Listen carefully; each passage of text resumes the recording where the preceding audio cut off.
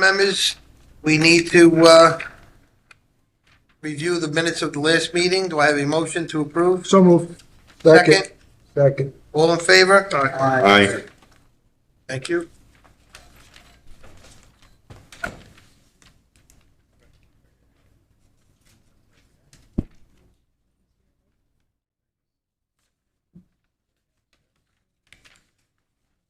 Okay, first application, I'm sorry. Application BA 5222-22. I'll refer to our attorney. Mr. Chairman, thank you. We received correspondence from the applicant's attorney asking that the application be carried to our June 2023 meeting, which is June 27th, 2023. The applicant still needs to mail and publish notices in connection with the application. This would just be for agenda purposes in keeping our calendar. So with the board's consent, we would carry this application to the June 27th, 2023 meeting, and the applicant would be required to notice for that application. All in favor of carrying that to the next meeting? Aye. Ayes have it. Good. Okay, first application, BA-5223-23. Mr. Muhammad. Come forward, please, sir.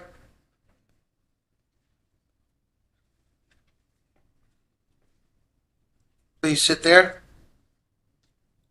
If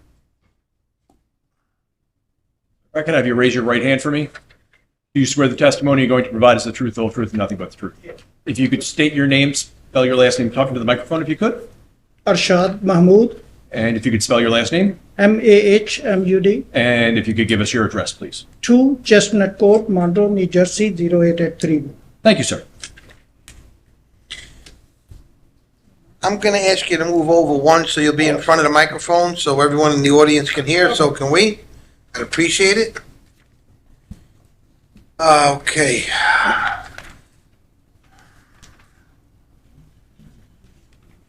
Okay, sir, we know you're new here. This is not what you do for a living. So just in a few words, give us an idea of what you want to do and what your plans are. I just want to build a fence on my property line, just for the safety and the security, and I have a small kids, my grandkids. That's all I needed on the property line. Okay, I'm going to refer this to Mark, our engineer, and we'll get a statement from Mark. Thank you, Mr. Chairman. The only question, how high is the fence? How tall? As I told last time, it's 5 feet, but I think I can go up to 6 feet. Okay, So I will go for 6 feet. thank you. And it's a aluminum fence? Aluminum fence, yes. Okay. Chairman, the applicant's proposal is up to a 6-foot high fence. He's a corner lot, so the side of the property is considered a front yard. That's why he's here. It's permitted to go 15 feet from the property line. He's going approximately 5 feet. He's not encroaching into the 5-foot utility easement, and it does not obstruct any line of sight or sight triangles easements at the property. I have no objection with the application the way it's proposed. Okay, we're going to go to Mika real quick if she has any input. No, Mr. Chairman, just that this is a typical bulk variance we see on a corner lot property. The applicant is essentially proposing the fence to kind of barricade their rear yard. It just happens to be along a frontage because of the corner lot of the property. Because they're not obstructing any kind of side triangle, and it's a typical aluminium fence, which would be open, 50% open, I see no detriment to the zone plan or the intent of the master plan. Okay, any board members have any comments or questions? Seeing there's none? I'll open this up to the public. Anyone in the public wishing to be heard on this applicant? Seeing there's none, I'll make a motion to close the public portion. Second. Do I have a second? Second.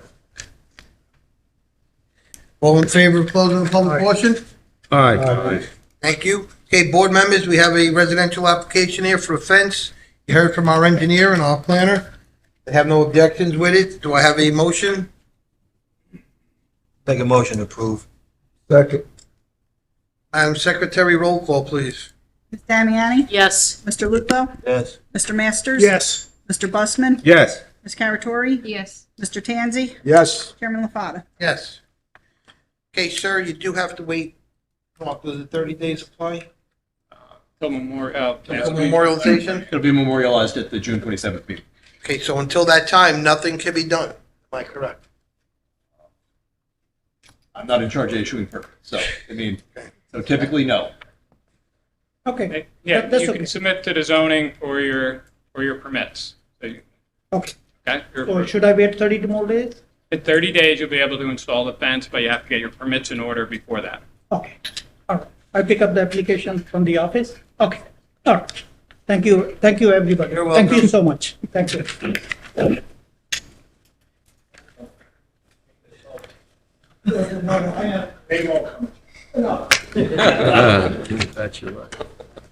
Okay, next application, BA-5225-22. Hikmet Siglam, please come forward. Mr. Chairman, I'm going to recuse myself. Okay, Just have to leave the room, that's it. Okay, Mr. Jaffe, because of Carol removing herself from this application, you'll be a full voting member for this particular application for tonight. Thank you. Good evening, Mr. Chairman, Good evening, Council. members of the board, professionals, and staff. Peter Licata of the law firm of Sonnenblick, Mayer and Licata on behalf of the applicant. We're here tonight to request final site plan approval in follow-up to this board's preliminary site plan approval with bulk and use variances of a few years ago. I have with me chiefly to present as a witness John DuPont, our project engineer, who is prepared to discuss our satisfaction currently and in process of the board professionals' remaining recommendations as expressed in their most recent review reports. Please proceed. Thank you. We'll swear in, John. You swear the testimony you're going to provide is the truth, all truth, and nothing but the truth? I do. If you could state your name, spell your last name, and give us your address, please. John DuPont, DU, capital P-O-N-T, 756 Jackson Road, Stewartsville, New Jersey. Thank you, John. You've had occasion to review Mr. Razumowitz's most recent review letter of April 2023, have you not? I have. And in it, there are a number of comments. I believe a number of them have already been incorporated into the most recently submitted plans. Could you briefly testify to that effect as well as to the satisfaction of the remaining comments? Sure, certainly. So I did have a chance to review the letter, and I will say that we can comply with all the comments, and most have been complied with already. But just very briefly, and board, if I'm dragging this out too long, you please let me know. There's a section 7 that is relative to the site plan. A lot of statement of fact, but section 7, A talks about monuments for the drainage easements. No problem. We will add the monuments as requested by Mr. Rasmowitz. B is a permit benchmark, shall be indicated on site plan. It is, it's a manhole right in front of the property.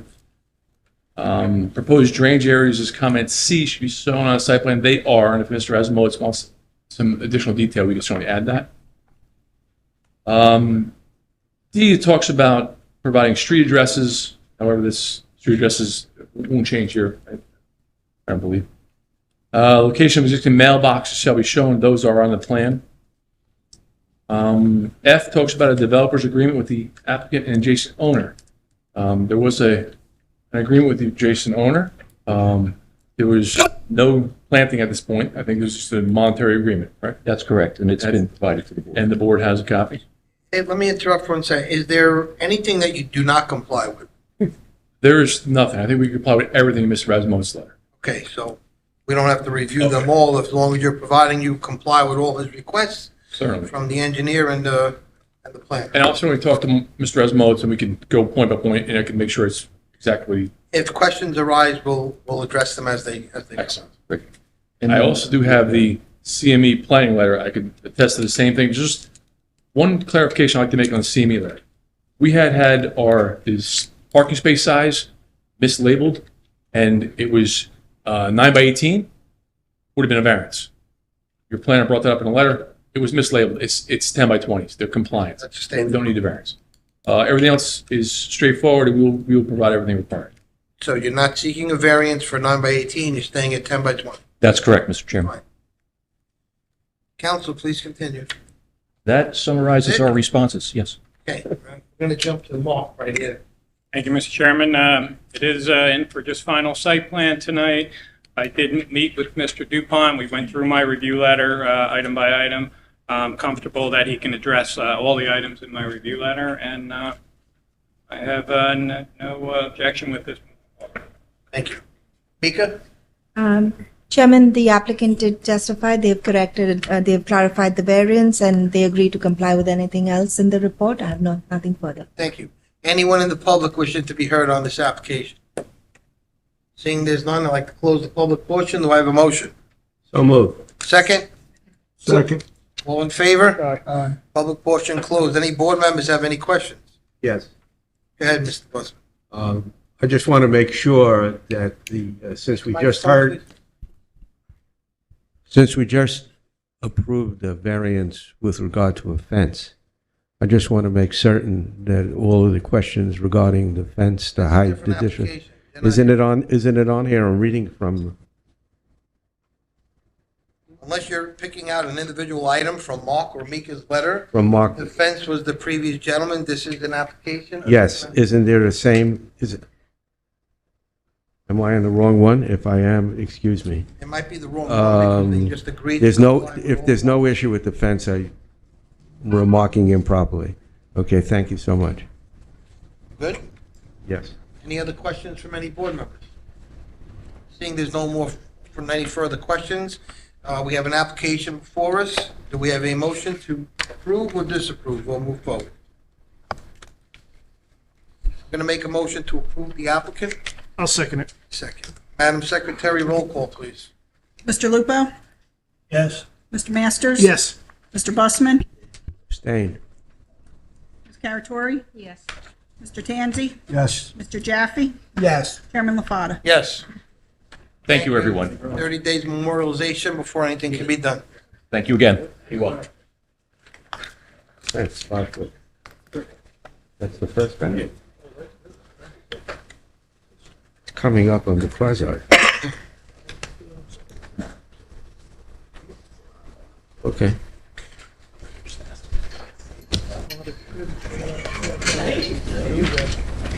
Welcome back. Okay, next application, BA-5226-22, Orion 2 Monroe 8A Logistics Center 2 LLC, Brookfield Properties. Chairman, for the record, Ms. Damiani is back. She does not have a conflict. Very good. Okay, counsel, before we get started, I'd like to request a copy of the transcript, please. Absolutely. Very well. Okay, you've been called forward. Please proceed. Thank you, Mr. Chairman. For the record, my name is Bob Smith, licensed attorney in the state of New Jersey, and I'm here tonight representing Orion 2, Roman numeral 2, which is the contract purchaser of the site. What is in the application tonight is really a lot of stuff. All right. You may remember over the last 5 years, I've been before your board with the adjacent property, which was called BizRep 3, which the board was kind enough to approve. This application site includes BizRep 3 as well, because there are modifications to that site as well. So what do you have in front of you? We're seeking a use variance, preliminary and final site plan approval, preliminary and final major subdivision approval to construct a 409,958 square feet, 43.96 foot high warehouse. And when you break it down, it's 381,398 square feet of warehouse use, 28,560 square feet of office use. The proposal sites are listed as Lot 201, 401, 4.02 in Block 82, and a portion of Block 82.15, including lots 19 through 42. The site plan provides for 212 car parking spaces, 2 drive-in doors, 54 loading docks, and 73 trailer spaces. Access to the site will be provided by driveway connections to the previously approved warehouse site to the north, known as BizRep 3. You may remember we had very extensive discussions about that access site. There were concerns by the neighborhood that traffic would go into the residential neighborhoods. All the traffic is going on to Cranberry South River Road at a signalized intersection. The driveway does cross an existing stormwater management basin via a proposed culvert structure, and the subject tracks have frontage on Road Hall Road and partially developed Lincoln Boulevard, although physical driveway connections are not proposed on any roadway.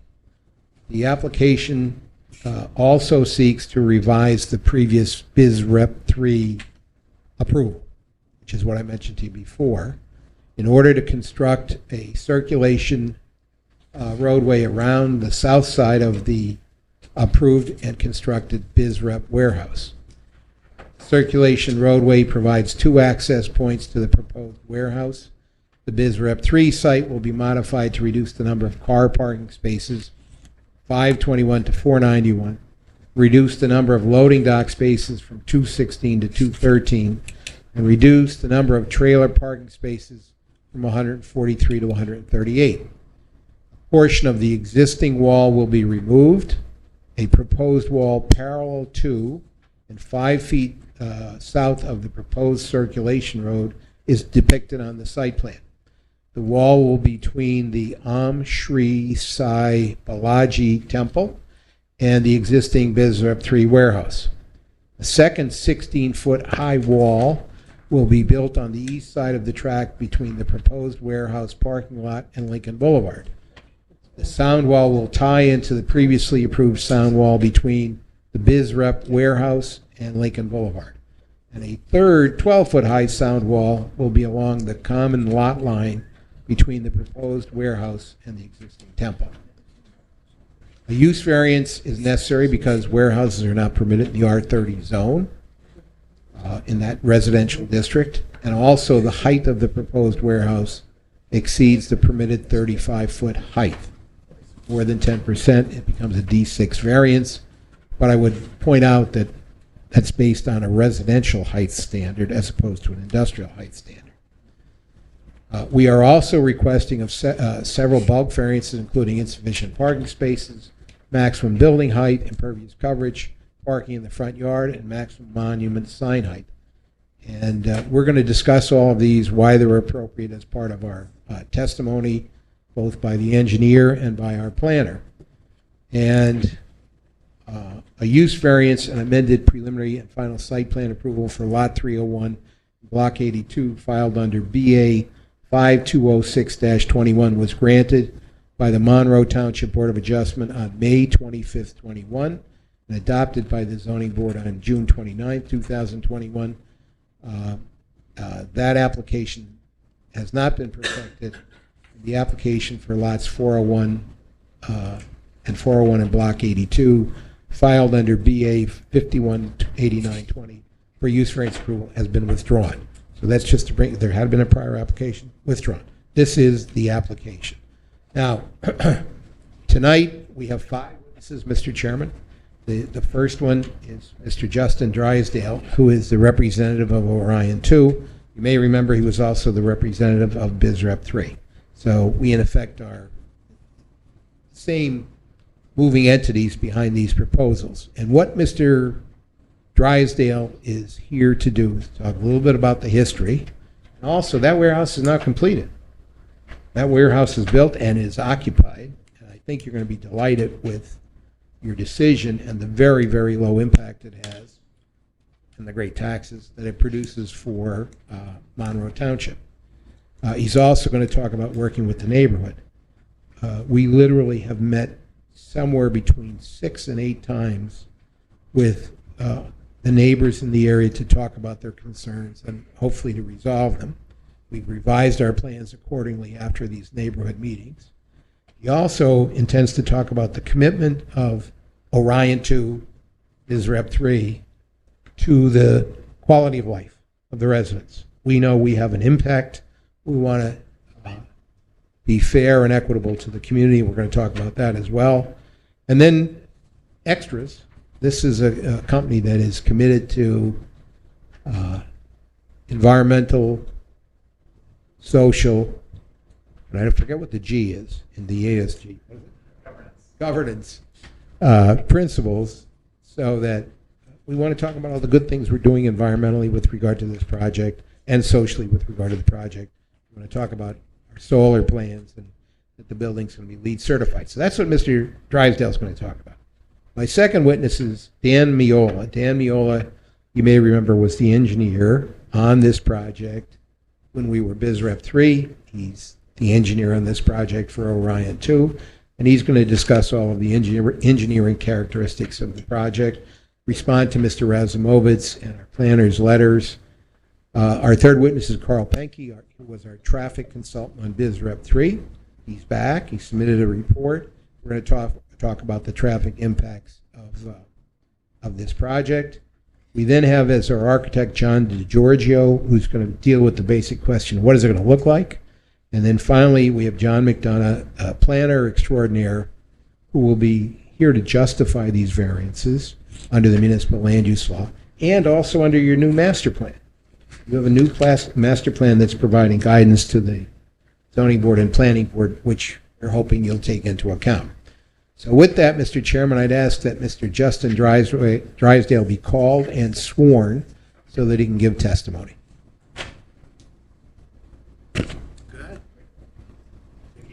And you can pull it right to the mic. Sure. You come Raise your right hand for me. Yeah, sure. Perfect. You swear the testimony you're going to provide is the truth, the whole truth, and nothing but the truth. Yes, I do. If you could state your name, spell your last name, and give us your address, please. Justin Drysdale, Senior Vice President, Brookfield Properties for Development, 1 Meadowlands Plaza, East Rutherford, New Jersey. And Drysdale is spelled. Drysdale. Perfect. Thank you. Now, for the record, you've already identified your position with the company, but maybe you could tell the board your experience in this industry. Yes, thank you, Bob. So I started my career at A&B Property, which is now known as Prologis. At Prologis, we have a lot of positions here at Exit 8A. After joining Prologis, I worked at Brookfield overseeing a portfolio company called IDI Logistics. You've seen IDI Logistics. They have a couple large facilities in its immediate vicinity. I specifically oversaw the facility that was leased to Clutter.com on Cranberry South River Road. That was about, I would say, approximately 400,000 square feet. I also was on the team that acquired the site that we leased to, that we developed the 1.3 million square feet speculative build. So we took the chance and risk to build it with the hopes of finding a high quality tenant. I'm very happy and excited to tell everyone that we signed a 10-year lease to Home Depot for the full facility. They are utilizing the facility to basically satisfy other fulfillment centers. So they're storing a lot of Christmas gear, Halloween material, more seasonal goods. And it's a 10-year term. We're really happy that one thing that's really exciting for us is that it's a very low intense use. Working with Home Depot, we are understanding that they have about 30 employees on a daily count, 20 in the warehouse, 10 in the office, and the truck count is typically about 25 trucks a day, which is very, very light, and we're very happy. One other thing, being in this profession for over 20 years, one thing I think is really exciting is that Home Depot is a very high quality tenant. They really do genuinely care about the immediate vicinity and to the neighbors. We actually took a couple of individuals from the Lennar community, the venue next door, and gave them a tour of the facility about 3-4 months ago, just so that they can appreciate what is being performed in these types of facilities. Great. Did I also understand there are white goods in the warehouse, or did I get that wrong? Yeah, they are white goods in a sense of like refrigerators. So they're not, some of these facilities, they do tend to rack. They like to use the clear height. So taller, the higher the facility, the better, because you're paying rent on the floor plate. So sometimes they fill facilities, they do use the higher racking. This facility, they are, other than seasonal goods, they're storing white goods like refrigerators, dishwashers, things of that nature. Okay, and I'm going to ask the obvious question: Why in Monroe? Why is it such a great location? So it's the proximity to the New Jersey Turnpike. So majority of these goods are being produced overseas. So we like to call ourselves the global toll collectors. So the product leaves usually from overseas, whether it's in China or elsewhere, comes over here to the port of New York, New Jersey. If anyone's, I'm not sure everyone's aware, but the port of New York, New Jersey, with the situation on the West Coast with all the delays, a lot of the product has now been shifted to the East Coast because these facilities are open. As a result, the product is coming from the port of New York, New Jersey, coming down to to this location, satisfying them, and then it gets distributed to the population. So, in the course of rationalizing the development or the proposed development with the neighborhoods, did you have occasion to meet with the community? Yes. Well, just give me sure. an idea how many times, and then I'm going to ask you a first question. Sure. So last year we came to this board, I believe, at the end of July. After that, we had the opportunity to meet with key individuals of the Woodcrest Circle and having conversations with them. I think it was the end of August. We had multiple meetings at Woodcrest Circle with key neighbors where we brought our plan and said, hey, we understand that we're impacting the local community and local environment. What can we do to mitigate it and make everyone try to get to the best solution possible?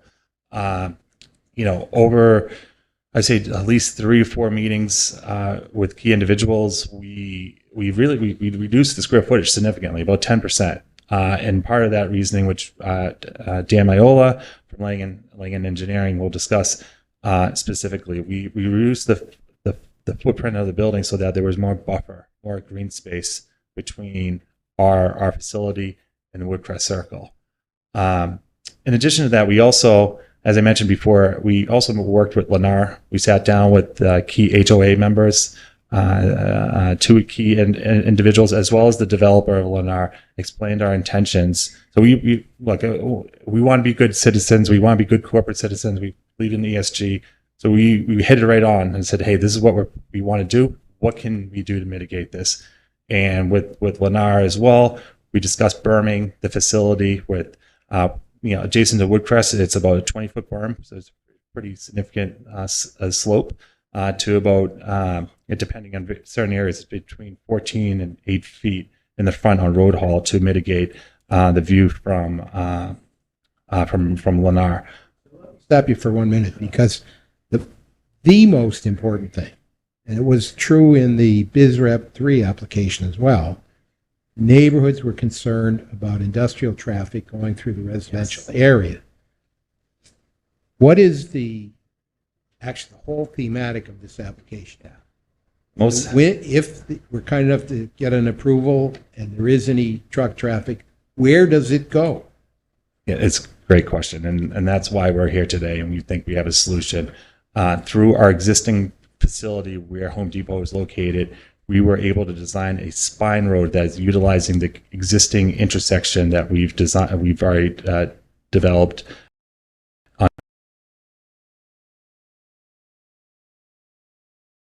Actually, the spine road will effectively take the traffic off of Cranberry South River Road and prevent any curb cuts on Road Hall. So there trucks, vehicles, whether it's autos, whether it's trucks, they will not be allowed. They cannot enter our site off Road Hall. All traffic, whether it's auto or trucks, will be going through our project. Where the current Home Depot facility is. And we do have Carl Pankey here to speak on Langen Engineering, but we also ensured that the existing traffic signal is robust enough to handle and accommodate the additional traffic load from this additional facility, and which it does. Good. So let me go back, if I might. You've already mentioned that after consultation with the neighbors, the square footage of the project is approximately 10% less than originally proposed. Also, too, you talked about the perming, which was 20 feet high with an 8-foot screen.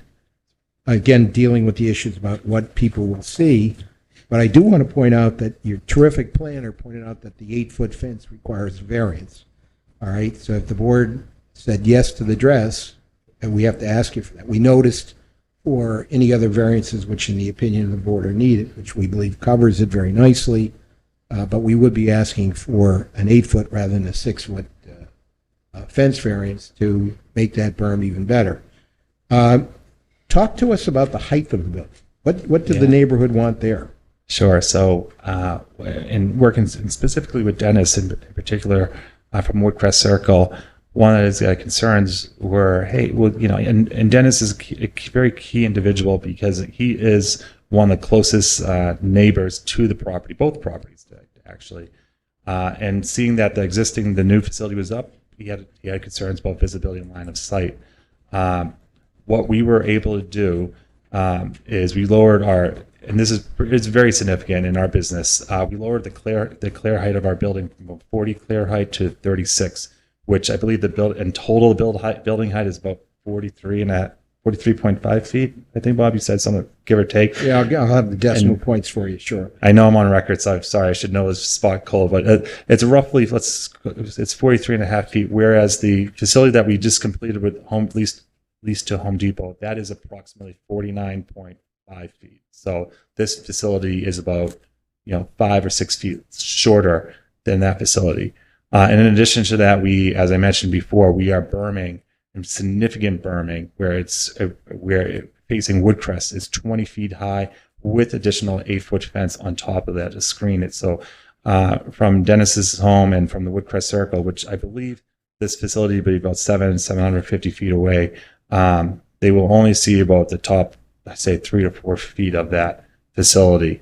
We also are working with the neighbors of Woodcrest to landscape and provide additional landscaping. And frankly, what's really interesting is the current site is a nursery. So there's a lot of amazing, beautiful trees there already. So we're already contemplating, let's take advantage of the fact that we have those trees already, those really nice evergreens, and replant them into that vicinity so that can add as additional screens. So I guess in short, like we're trying to be as creative and thinking outside of the box as much as possible to our neighbors. So let me get a commercial message in here too. You'll hear it more from the planner than me, and I'm not testifying as a planner, but I'd like to point out the obvious with regard to the building height. The property that's BizRep 3 has a height of, you said a clear 48? A clear height of 40, a total building height of just under 50 feet. Right. This one was dropped 4 feet, which is 10 foot. But that being said, we're in for a height variance. Why are we in for a height variance? Because it was zoned R30. 35 feet is the height of that's your limit on homes, not your limit on industrial properties. So that's why you're hearing the request for the height variance. And I'm not trying to break the union rules with regard to the planner, but it was just such an opportunity for me to mention that. So part of this is implementing Brookfield's global design standards to protect the environment. Would you discuss that? Yes, sure. So we're very keen on the environment. So Brookfield, I would say probably 3-4 years ago, as part of our ESG efforts, which look, ESG is very important at Brookfield. Where our capital is coming from, it's coming from the pensioners of New York City, other public institutions that are looking to get their return for the pensions. And part of that is ESG. So it's very important for us to focus on how do we make a less of an impact to the environment for what we're creating. So on this facility, as well as the facility for Home Depot, I know it's already mandated by the state, but we were leaders in putting solar on our facility. Brookfield, outside of just Brookfield Real Estate, we also have a very large renewable energy platform. I believe it's one of the largest in the world. We own windmills in Ireland, and it's pretty wild. We actually, in upstate New York, we own a lot of hydro dams, Spire Falls, just north of Albany in particular. We're actually, one of our facilities, Manhattan West in New York City, is 100% renewable power. At this facility, we are planning on installing solar. We have a platform called Standard Solar, which was formerly known as Illuminance. They have installed over 100 installations of solar, including a lot of our competitors in the state of New Jersey. We are closely working with them, not only with the facility with Home Depot, which will provide over 10 megawatts of power. But that means that will be one of the largest solar installations in the country. and I believe it provides power to about 3,000 homes.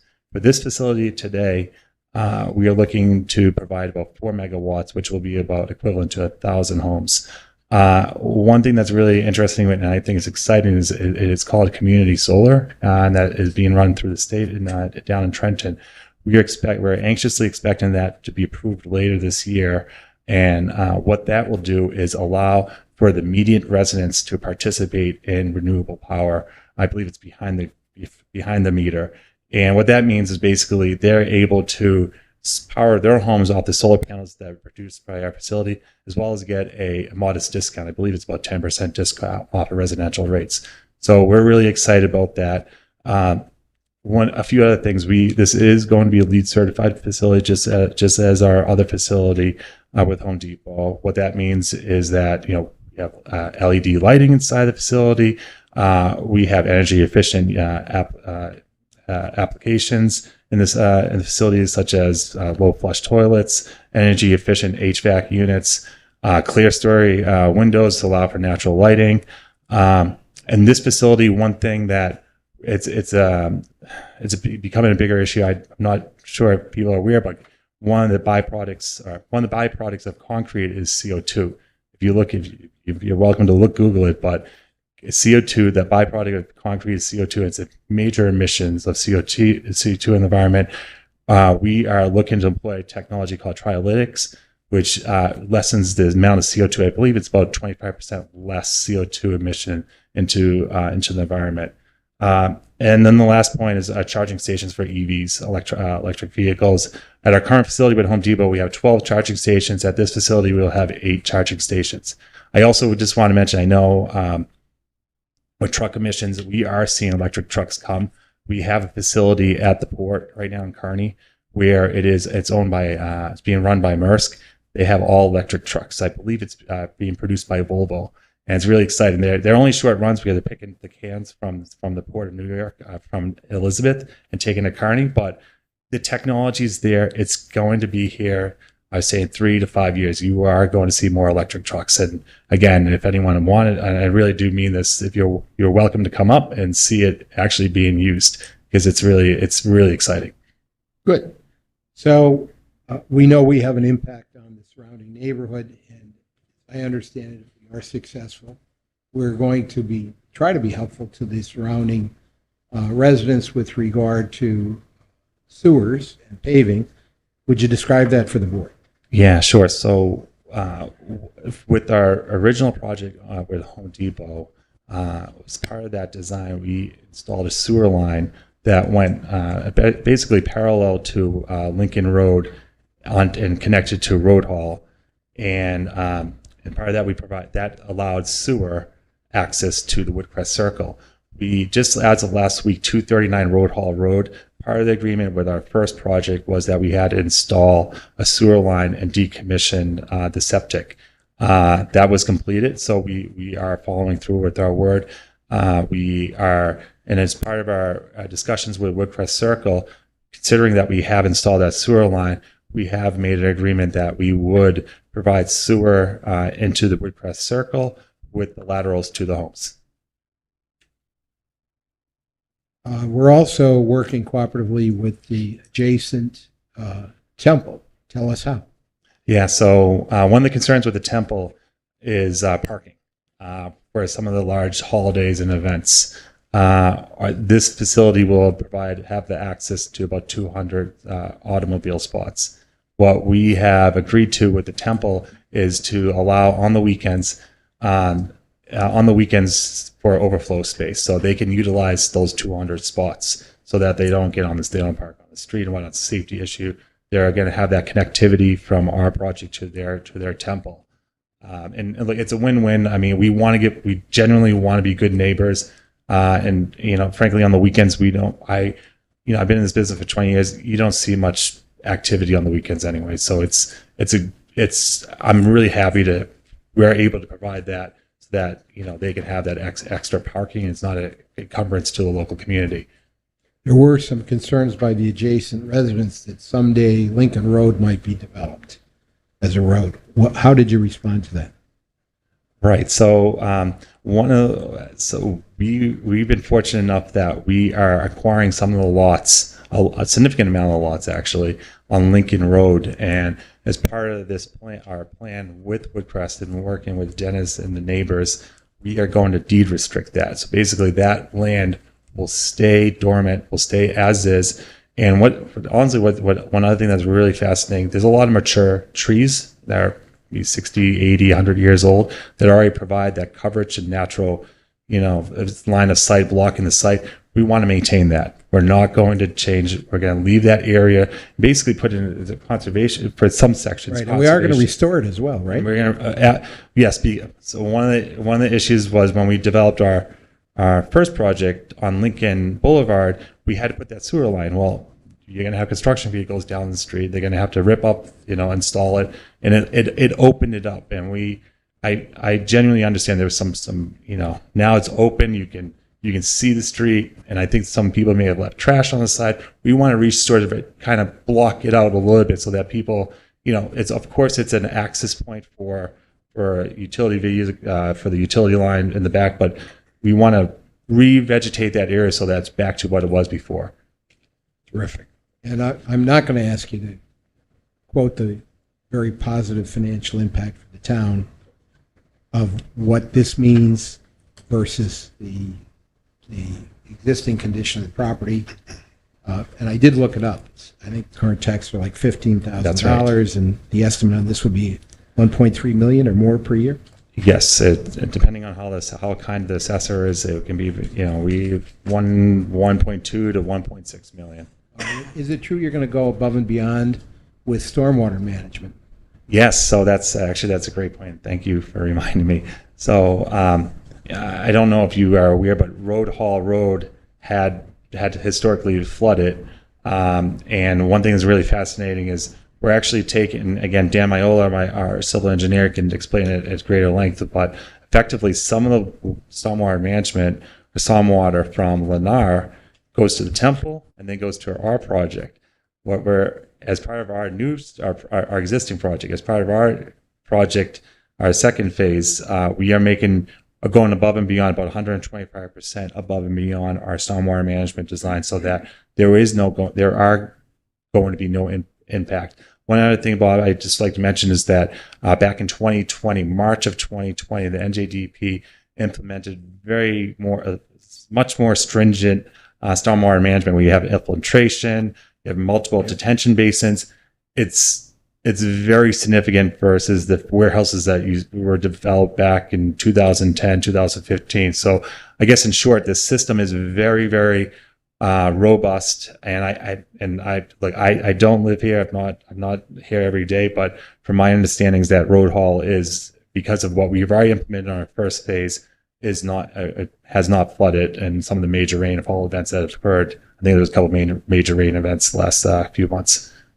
So the stormwater is designed to enhance a situation that's somewhat already improved, but hopefully can be improved more. We understand in our discussions with the neighbors that they have a problem with their cell phones. Yes. So I think actually, yes, we understand there's a dead zone in that vicinity. We are more than happy to work with Verizon and see if we can put some sort of repeater on our rooftop. It's the least we can do. We have the height there, so somehow we can improve that area. And I believe it. I may have had a couple of dropped phone calls in that area. We're happy to do that as well. And we have that relationship with Verizon and the utility companies to make sure that it gets seen. So I attend many planning and zoning board meetings in Monroe, but one thing residents are always concerned with is what's the sequence of what you're doing, especially with regard to buffering. When is the plan for the buffer to be installed? Right. So this was really important in working with Woodcrest Circle. We understand that they have to live here and deal with the noise. Our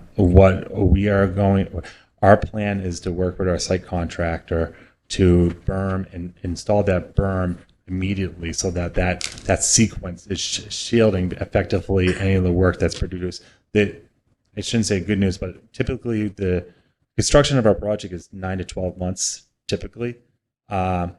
On bigger buildings, it could be longer, which we saw at our first phase, but this project should take no longer than 9 to 12 months. That said, we want to install that berm immediately so that shields any noises from the activity, that short activity period from the neighborhood. One other thing I just want to make it very clear too is with that existing sewer line and connecting that to Woodcrest Circle and the laterals, we want to do that immediately too. We actually have a phenomenal general contractor or subcontractor that we already worked with on at 239 Road Hall. We really like their company, and we would like to get that done first as part of our project. Mr. Drysdale, anything else you want to contribute at this point? I would just say that Brookfield has performed 15 projects in the state of New Jersey over the last few years. This project, whether it's Woodcrest, Lennar, or the Temple, we have been extremely engaged. I mean, a lot of, as Bob, as you mentioned, 6 to 8 to 10 meetings, whether it's Zoom or whatnot. We've had a lot of interaction with the community to see and try our best to mitigate and appease everyone. Mr. Drysdale is available for questions. Mr. Lupo? Where are you going to install the solar panels? I know you said you want to put solar panels on the roof. Yes, on the roof. Okay, and you said the berm is 20 feet and there's an 8-foot fence. Correct. And you figure that Woodcrest sees the top of that building about 4 feet. So wouldn't these panels stick above that? They're actually going to see more than 4 feet? No, that's a really good question. These panels, they are, in terms of the, and About 35%.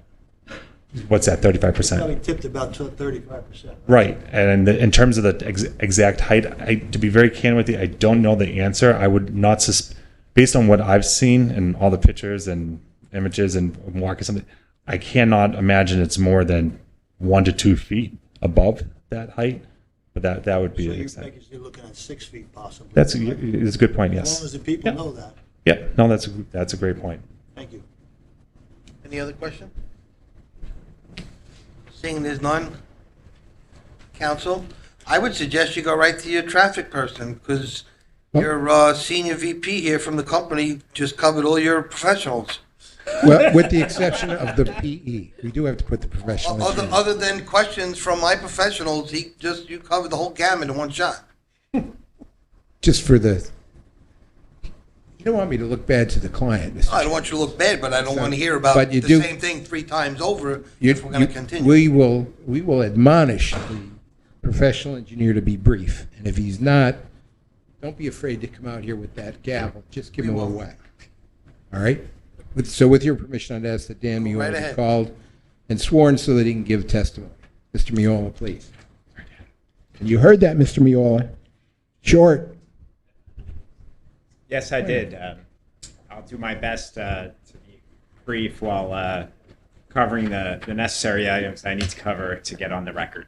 Spectacular. If you could raise your right hand for me, do you swear the testimony you're going to provide is the truth, the whole truth, and nothing but the truth? Yes, I do. If you could state your name, spell your last name, and give us your address for the record, please. Sure. Daniel Miola, Langen Engineering, 300 Kimball Drive, Parsippany, New Jersey, 07054.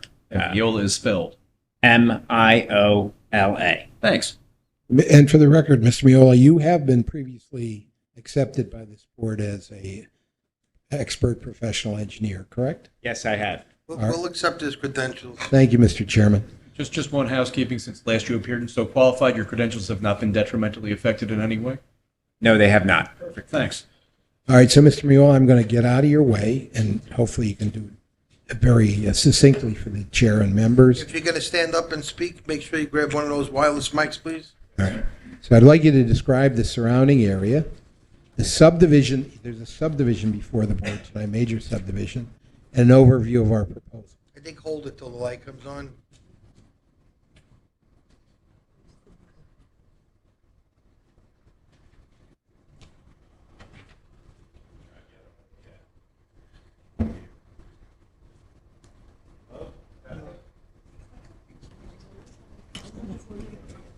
Oh, okay. That's good.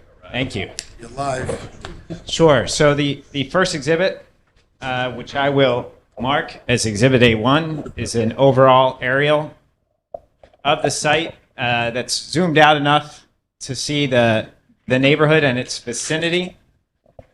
And just as Mr. Smith covered, our attorney, this application consists of a subdivision, use variance, and a site plan. So I'm going to first cover the subdivision after describing the area, and then I'll move on to the site plan testimony. The subject site here is outlined in blue. It includes the warehouse that has already been constructed on Cranberry South River Road. To the west is Cranberry South River Road and the industrial buildings to the west of that. The temple property, the Hindu temple, is to the south of the already constructed warehouse site, and to the west of the warehouse site that's the subject of the site plan application tonight. To the south is Road Hall Road. To the south of that, the venue community. And to the east is the Woodcrest Circle neighborhood. So again, just to give everyone a perspective of where we're talking about within the township. These two properties are located in the R30 residential zone. And the reason we are including the warehouse site that's already been constructed is because the access to the new warehouse site will be provided through that existing already constructed warehouse site. So now I'm going to go into the subdivision component of my testimony.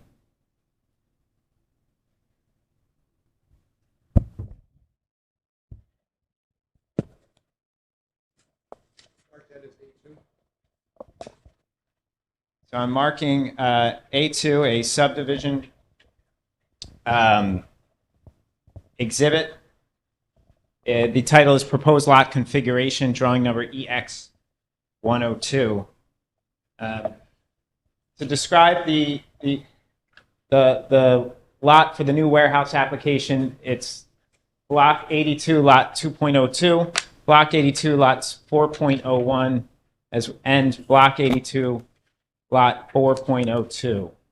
The existing warehouse site to the north of us is known as Block 82, Lot 3.01. That one is unaffected by the subdivision component of this application. We are proposing to subdivide Block 82, Lot 4.02 into two separate lots. The lot in green is going to be about 1.5 acres, and that is and will remain a residential lot. What's shaded in blue is about 4.4 acres, and that is part of the residential lot that will be absorbed by the warehouse component of the project, which I'll get into in the site plan part of my testimony. Also, about 0.12 acres of this lot that fronts the road is going to be dedicated to Middlesex County for the extension of their shoulder along Road Hall Road. So that's the nature of this subdivision application. This application requires two variances. One with respect to minimum lot frontage, which is required to be 150 feet. The green lot is 100 feet, 100.03 feet to be exact. Also with respect to minimum lot width, that is also a 150-foot required width, of which, again, this green residential part of lot 4.02 is 60 feet, measures 60 feet in minimum lot width. So both of these requirements speak to the frontage or the width of the lot, if measured in the same direction as the street that fronts this lot, or these two lots. Geometrically speaking, this lot does get wider as you go further into the lot and further away from the road. Also, this residential lot will come with a deed restriction, which will prevent it from being any further subdivided.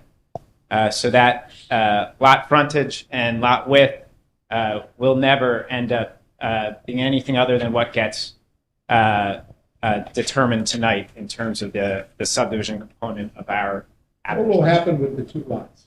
I know that anybody watching, what's that all about? What are we doing? This green lot will remain 1.5 acres and a residence. And it will remain a What? That's correct. That's correct.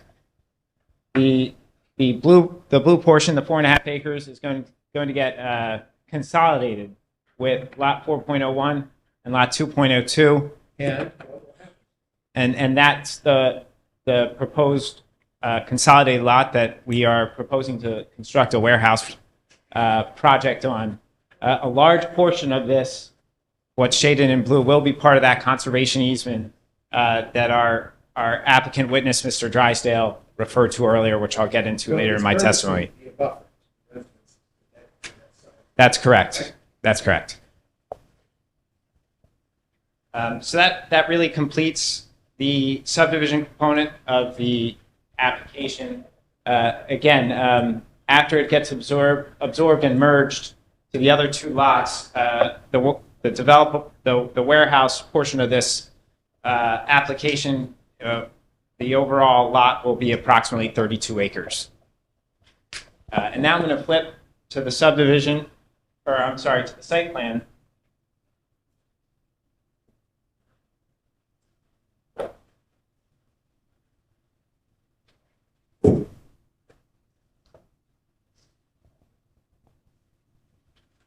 Mark that as A3. Yes. For the record, when I write it down, all these exhibits were prepared by Langen, correct? That's correct.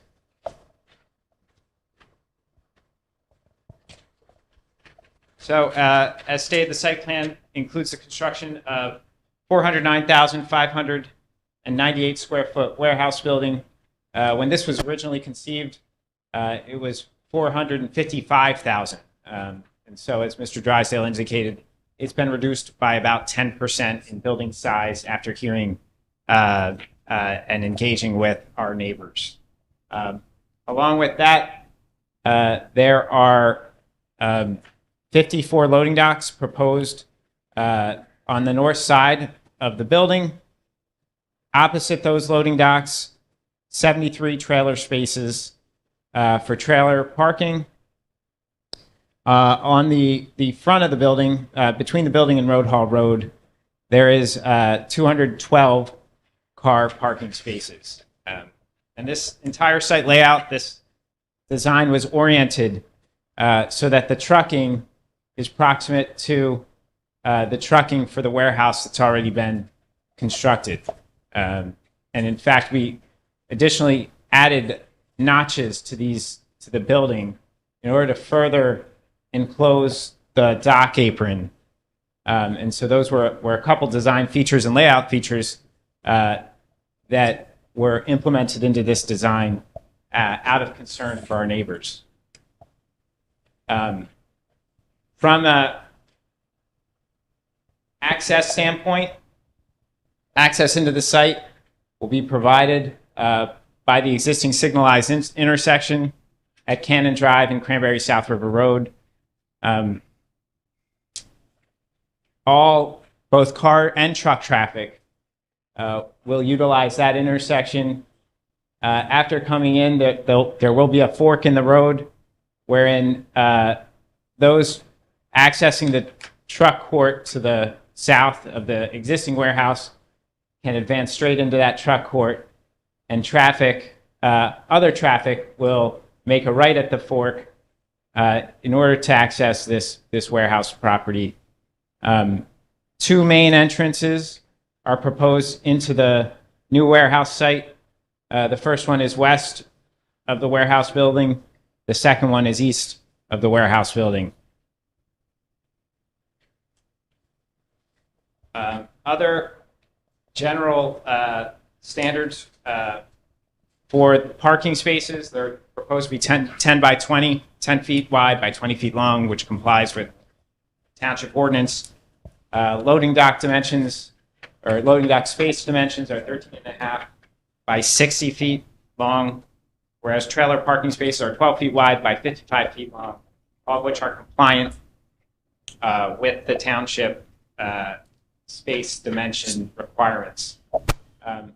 Other aspects of this building, while it is proposed to be about 409,000 square feet in footprint, we are asking for approximately 28,000 of that square footage to be allocated for office, whereas the remainder would be warehouse square footage, which would add up to about 380,000 square feet of warehouse, and again, 28,560 square feet of office. The office pods are shown on the southeast and southwest portions of the building, and those building walls, as well as the overall architectural design, will be spoken about in the architectural testimony of our presentation.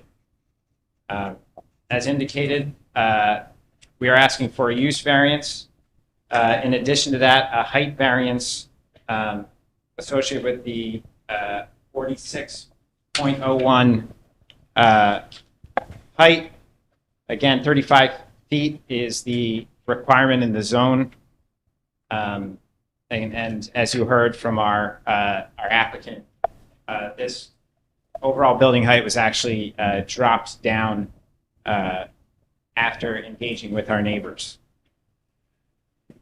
We are also asking for a variance with respect to the number of car parking spaces. A building of this size requires 620 spaces based on the township ordinance, and 212 spaces are proposed. We believe that this is an adequate number of car parking spaces for a facility of this size. Usually you try to provide an amount of parking that's between the range of 1 space per 1,000 square feet of building to 1 space per 5,000 square feet of building. And this ratio works out to be 1 space per about 2,000 square feet of building, so right in the middle of that range. Additionally, the car parking requires a front yard variance. No parking is permitted within the front yard. And therefore, all these spaces are non-compliant.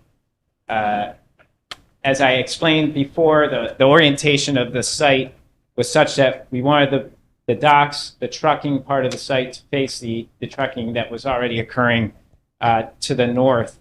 And therefore, this car parking had to be to the south of the building. In addition, we have a landscape berm with a fence on it. That landscape berm along Road Hall Road, the berm itself is 7 to 14 feet high. There will be an 8-foot high fence on top of that 7 to 14 feet. So that adds up to about from 15 feet to 22 feet of screening, which will screen all of these car parking spaces, as well as a good portion of the building along Road Hall Road. In addition, I will also highlight the landscape berm to the east of the property is taller than the berm on the south of the property. That gets up to 20 feet tall, and that also has a 8-foot high screen fence at the top of it, which would again represent 20 plus 8, 28 feet of screening on the east side of the property. Other aspects that I'll point out include these lots along Lincoln Boulevard that are controlled by the applicant. Those are about 23 lots. They total in acreage to 1.4 acres. And those are going to be deed restricted and conserved as part of this application from any further development. In addition, a conservation easement is proposed along this eastern 50 to 150 feet between the toe of our landscape berm and our lot line, so that really everything you see to the east of this property that's the existing aerial, it will be deed restricted and or conserved by way of easement.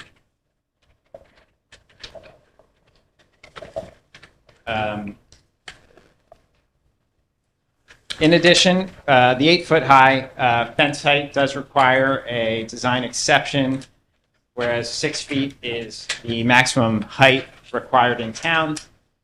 We would like the extra 2 feet because the purpose of this fence is to screen our project, and therefore we would ask for the extra 2 feet due to that intent.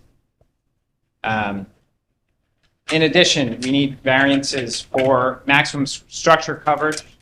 20% is permitted and 29.5% is proposed. We also need a variance for maximum lot coverage. 35% is permitted, 51.1% is proposed.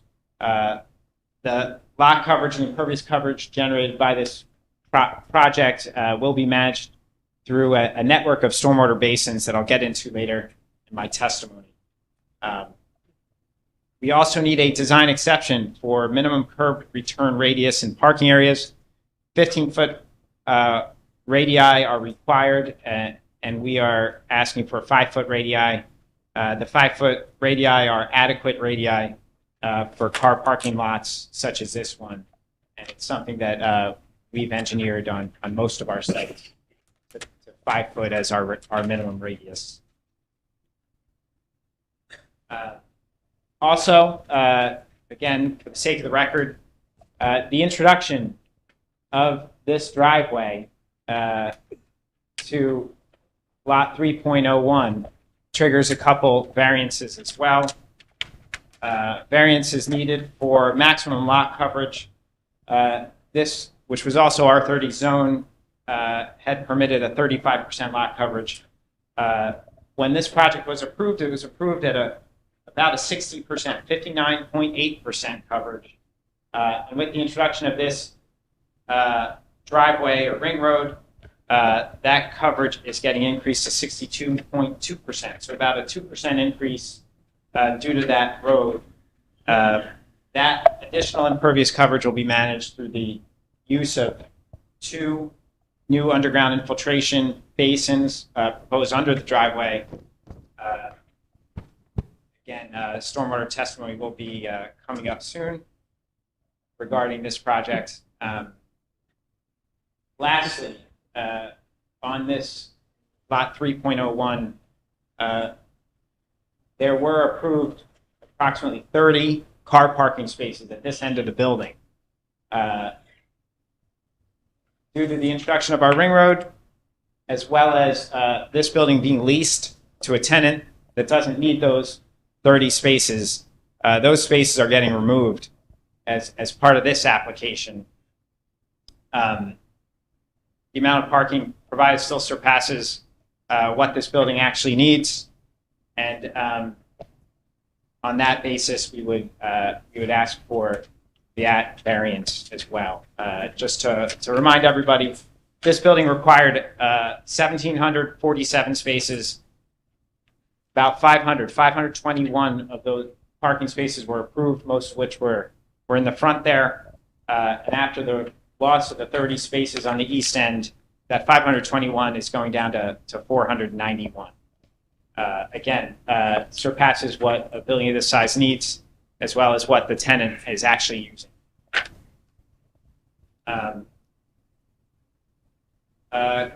On to signage.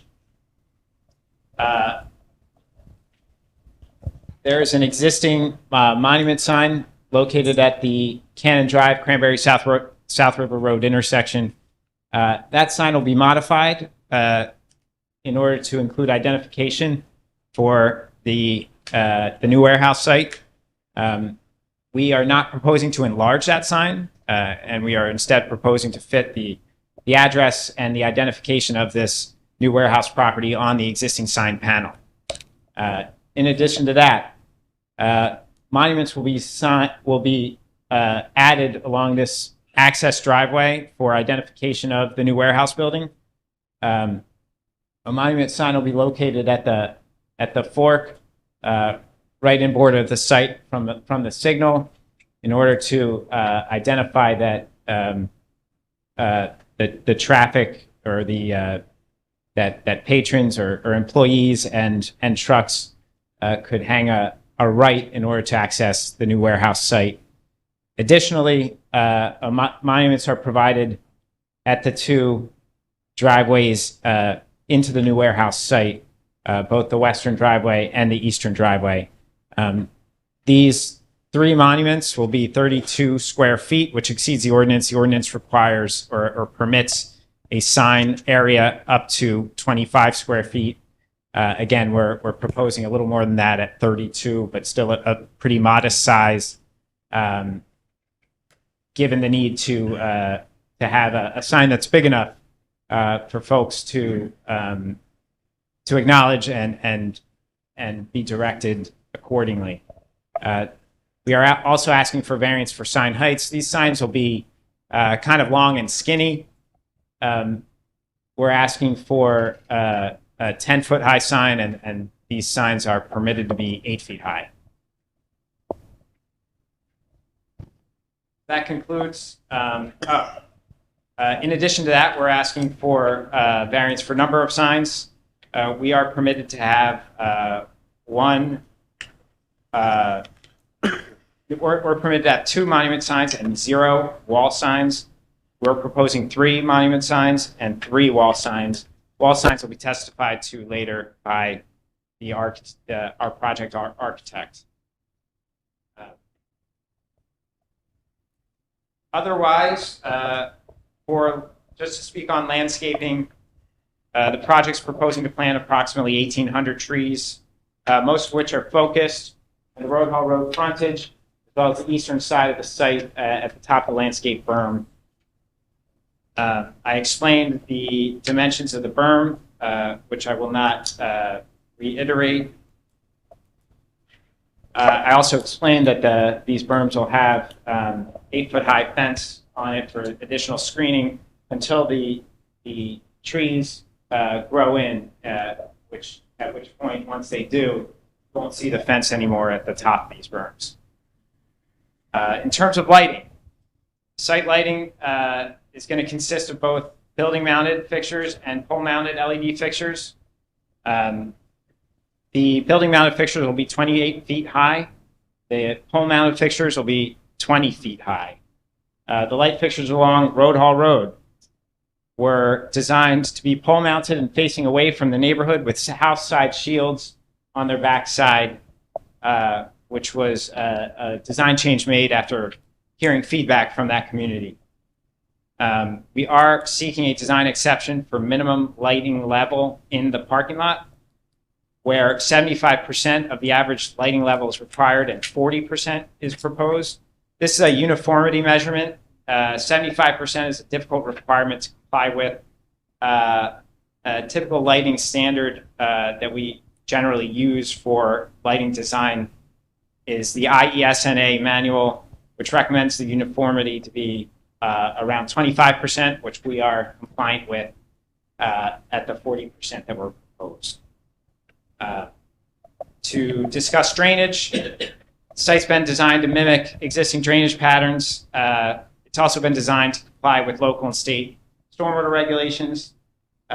Majority of the site drains ultimately into the basins that were constructed for the site to the north, which ultimately outfalls to the northeast of that site. The drainage, however, for the new warehouse project will be managed on that warehouse site. On this rendering, the yellow color indicates the basins, and these are above ground basins, most of which are infiltration. We have 11 in total. 10 of them are infiltration basins, and by allowing the water to infiltrate, you lessen what you're actually sending out. Also, the soil material here is very sandy, so it's very conducive for infiltration based on the testing that we conducted. And so this network of basins are proposed all around the site. We have about 16 acres of impervious coverage. It's a 32-acre site, about half of which is impervious. So again, that 16 acres of impervious is getting managed by these 11 infiltration basins. And our applicant witness, Mr. Drysdale, did indicate additional stormwater design and coordination that me and my firm did with both the Temple property as well as the Lennar property to the south of Road Hall Road. There is a 36-inch pipe that connects a significant drainage area, about 30 acres of Lennar drainage, into the Temple site. The Temple then sends another 17 acres into that, and it ultimately gets piped onto our site and onto the north site and into the network of basins that are located to the north of that site.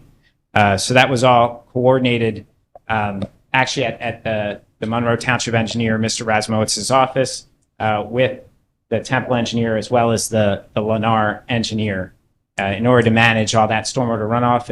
And I'm also told after the introduction of this infrastructure that the flooding that used to occur at Road Hall Road close to Cranberry Road anecdotally has greatly improved. Again, for the sake of the record, we are seeking a design exception for maximum slope grade for lawns more than 5 feet from the building. 20% slope is required, and we are proposing up to a 50% slope, which is proposed for the landscape berm on the south and east of the site. The additional sloping will allow us to get higher with our berm. We are going to engineer the surface cover so that slope does not erode through the introduction of a biodegradable erosion control mat.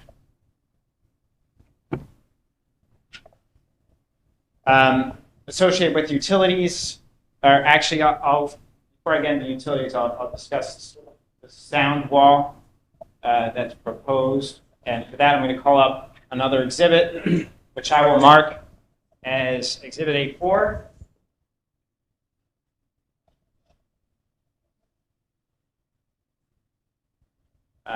So this exhibit shows the sound walls proposed as part of this application. This first one to the west, the sound wall for this existing site exists somewhere around the middle of our proposed driveway, and so we therefore have to move it in order to introduce our driveway.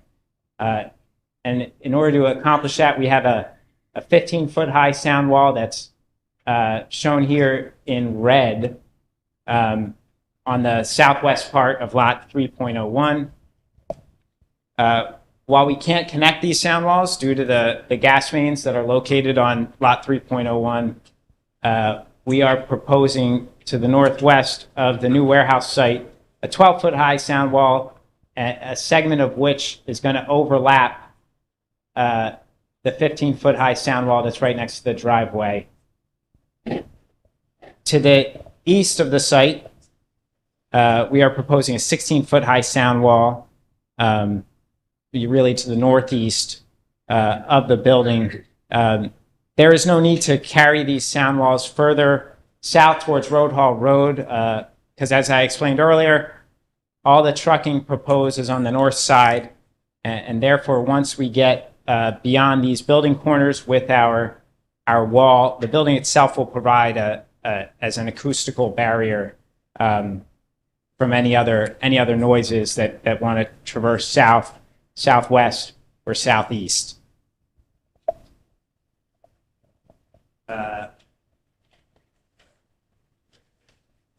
Just to hit on one other point, after engaging with Middlesex County, Road Hall Road is a Middlesex County road. They have asked that we extend the shoulder of Road Hall Road, which terminates at the southwest part of our property corner. They've asked that we extend that shoulder all the way across the frontage of the property. And so our design plans show that that's being done, and that extra impervious is being managed with appropriate stormwater management facilities. Almost done with my direct testimony. Just one last exhibit. And that shows the additional, the 26 homes in the Woodcrest Circle neighborhood. Yes. Am I on A5? Thank you. This exhibit shows the Woodcrest, the 26 homes, Woodcrest Circles that will be sewered if this project were to be approved. As part of the large, or the warehouse project on lot 3.01, what's shown here in blue was constructed, which basically sets the stage for the additional part of Woodcrest Circle to be sewered here, which is shown in green. And the residents connecting to the sewer that goes again around Woodcrest Circle are shown in purple.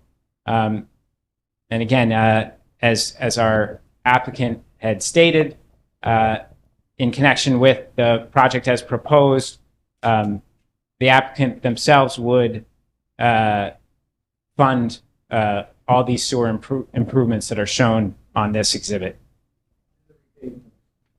and the repaving of the road.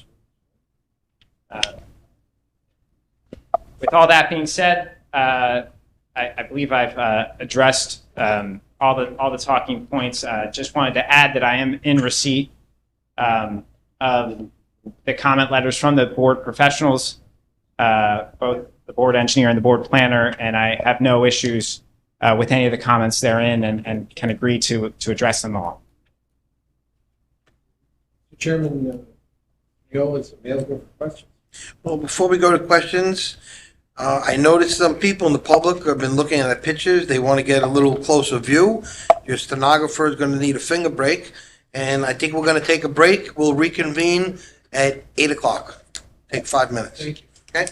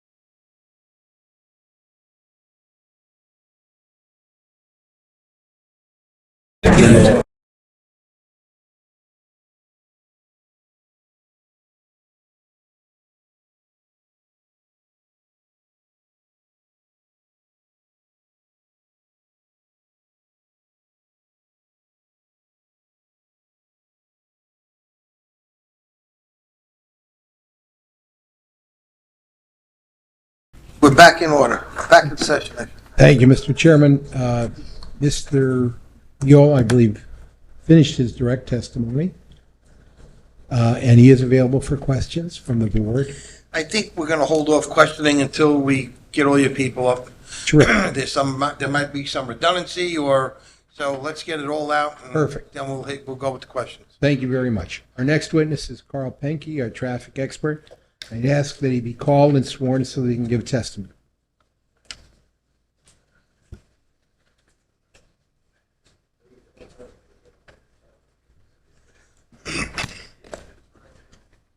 Good evening. Do you swear the testimony you're going to provide is the truth, whole truth, and nothing but the truth? I do. State your name, spell your last name, and give us your address, please, for the record. Certainly. For the record, my name is Carl with a K, Penke, P as in Peter, E-H-N-K-E, Vice President with Langen Engineering and Environmental Services, located, the new office, 1 University Square Drive in Princeton, New Jersey. Got to get that one down. So, Mr. Penke, have you been previously accepted by this board as a traffic expert? Certainly, just for the record, I am a professional engineer in good standing in the state of New Jersey. I've been practicing for over 38 years. My expertise is traffic engineering, and I've appeared before this board and your planning board many times. We'll accept this credential. Thank you, Mr. Chairman. Thank you. In preparation for this application to the board, did you have occasion to do a traffic analysis report concerning the circulation and parking on the site? And if you did, can you give us the benefit of those studies? Yes, with the application, a traffic impact study was prepared under my direction dated November of 2022, and that was submitted with the application package. To be brief, the traffic study basically is prepared in accordance with standard traffic engineering procedures. In this instance, the traffic study was really an update and revision to the prior traffic study that was prepared for the building that's recently been constructed, known as BSREP3, that was referenced earlier and is also subject of this application tonight in terms of some adjustments in its circulation and parking systems. Basically, that traffic study did include an updated sampling of traffic data along Cranberry South River Road in 2022, as well as continued looking at historical data from 2020, 2015, just to make sure that we have a solid snapshot of traffic flow. The study documents the projected traffic generation of this proposed roughly 410,000 square foot building. It is a relatively modest traffic generation, approximately about 60 vehicles entering in the morning and 60 to 70 vehicles exiting over the course of an hour in the evening, and obviously business activity throughout the course of the day. As you've heard this evening from the prior testimony, one of the key elements of this project, which is we are requesting a use variance for the use on this site, is the traffic design by basically making this site adjacent to and connected to the approved building. We are able to create a traffic solution that makes an awful lot of sense for the county, for the municipality, and for the adjoining residents. We do that by the use of the substantial infrastructure that was recently constructed along Cranberry South River Road. As the board may recall, associated with the BSRP application, a substantial widening was constructed along Cranberry South River Road along that entire frontage. It consisted of widening to create a median lane to install left turn lane to the Cannon driveway that didn't previously exist, a left turn lane into the warehouse site, as well as to construct a full shoulder along the frontage and clear the site distances around the bend. All of that work has been substantially completed, including the construction of a traffic signal that serves the driveway and also provides control for the Cannon driveway across the street. The signal is up and operating, and it has really been a good asset to this particular area. The signal also was designed to be compatible with a design effort being undertaken by Middlesex County in terms of upgrading the other signals in the corridor and to put them into a coordinated system. So the signal has incorporated communication features so that when that system comes online, the county will be able to incorporate this traffic signal into that operation, which will result in a benefit in traffic flow along the entire corridor. With regard to this particular site, as indicated, there will be no new access points constructed. There will be no access constructed directly to Road Hall Road. There will be improvements along Road Hall Road. It is a county road, and their standards are to require site frontage improvements, which include shoulder improvements, widening for a shoulder, as well as pedestrian improvements, which includes the extension of the sidewalk that was constructed along the temple. So those enhancements will be implemented as in accordance with the approvals that we would expect to obtain from Middlesex County. With regard to the operation of the traffic signal, it was designed originally with good lane geometry. As I said, left turn lanes were added along Cranberry South River Road. There's also a right turn lane into the warehouse along northbound Cranberry South River Road.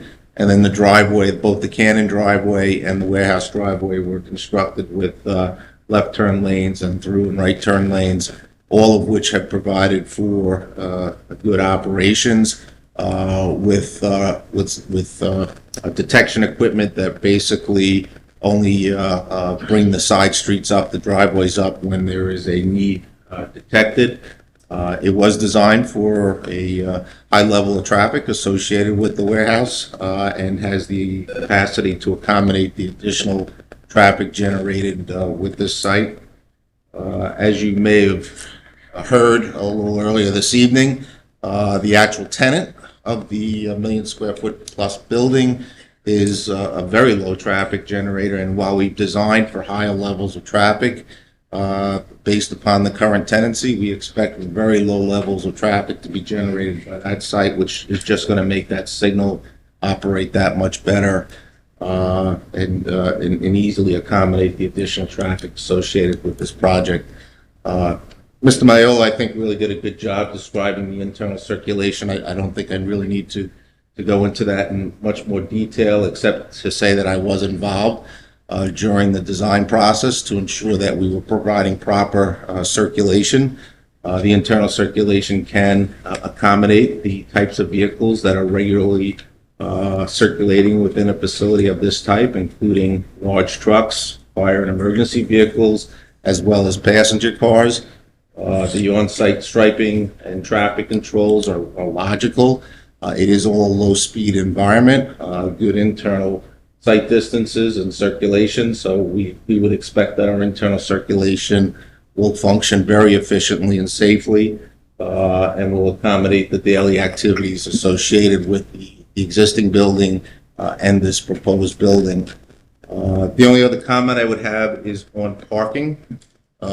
We are asking for a modest increase in the prior granted variance for parking for the existing building. About 30 spaces will be removed as a result, providing 491 spaces.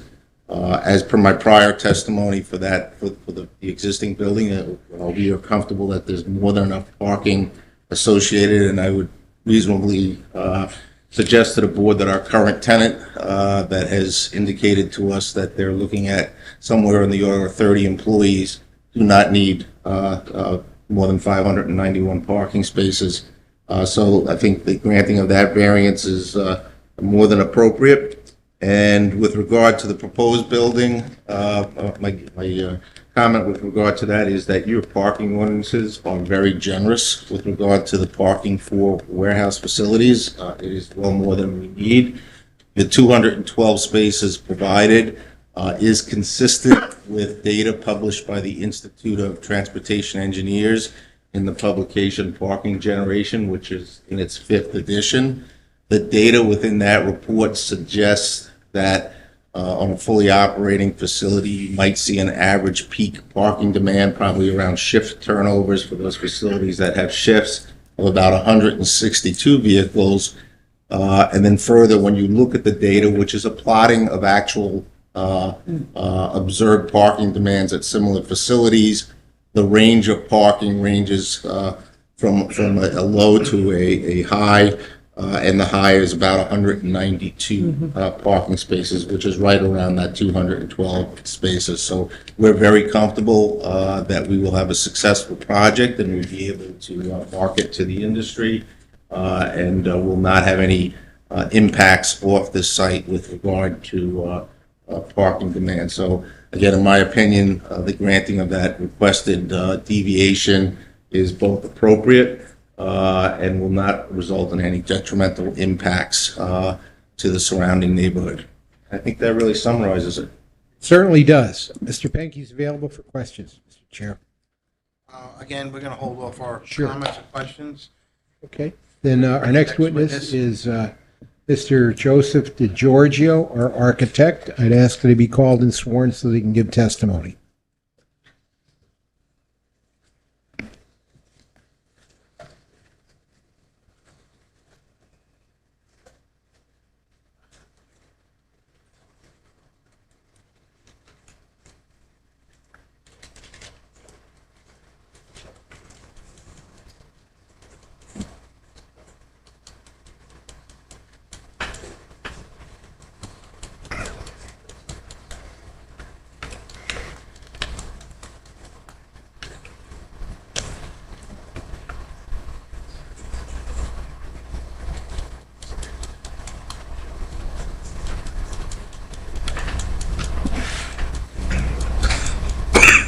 Good evening. You can raise your right hand. Do you swear the testimony you're going to provide is the truth, the whole truth, and nothing but the truth? I do. If you could state your name, spell your last name, and give us your address, please, for the record. Sure. First name is Joseph. Last name is DiGiorgio. DiGiorgio. Address is 44 South Broadway, White Plains, New York. Mr. DiGiorgio, by whom are you employed and in what capacity? Employed by Arco Design Build. I'm president of the architecture division. Great. And would you give the board the beneficial of your credentials? Sure. Currently licensed in New Jersey. It's my first time here in Monroe. I've testified before a number of boards in New Jersey. I was personally involved in this project, architect of record for the adjacent. Where'd you go to school? Kent State University, graduated with Master of Architecture in Urban Design. Great. Mr. Chairman, I'd ask that Mr. DiGiorgio be accepted as a licensed We will architect. accept his credentials as a professional. Okay. Mr. DiGiorgio, nice and simple. What is it going to look like? Sure. So I have a couple exhibits that I can run through, but real quick, this is going to be a 409,598 square foot building. It's a single story, slab on grade, steel columns, steel roof joists, metal deck, roof insulation, roof membrane. The building is load-bearing tilt-up panels. It has a ridge line sloped in two directions. Ridge line is at column line F. There's a number of loading dock doors at plan north. That's adjacent the other building. Entrances and future offices are located on the plan bottom left and plan bottom right. All right. So let me stop you for a second. Is that in the package that the board has? Yes. Okay. So this is in your packet. And Why don't you just identify what the board is so they know they're looking at the right page? Sure. Conceptual floor plan dated 5/25/23. Thank you. Mark it as an exhibit. Yep, we can make that A6. A6. Yes, please.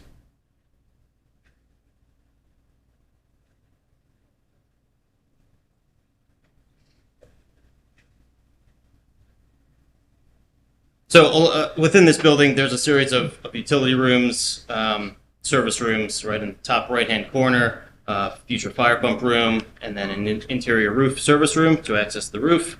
Along the left-hand side page, solar electrical room, service room, and another electrical room. As I said, the two designated offices.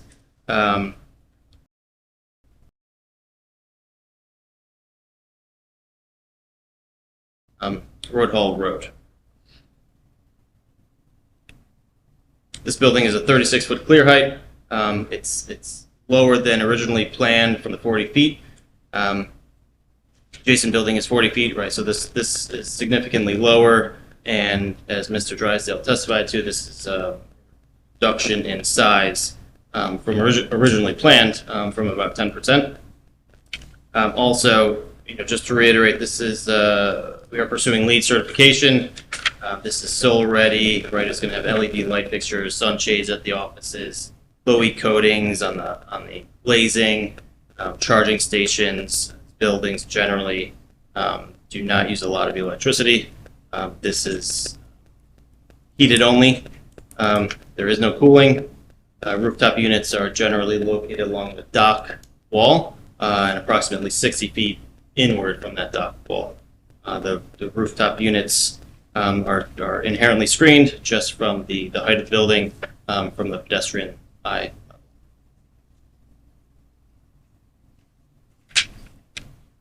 This is an S1 Type 2B building, fully sprinklered throughout.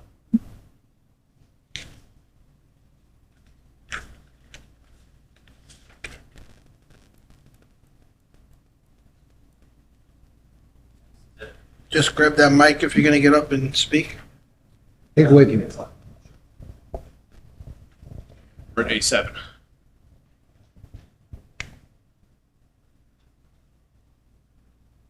Thanks.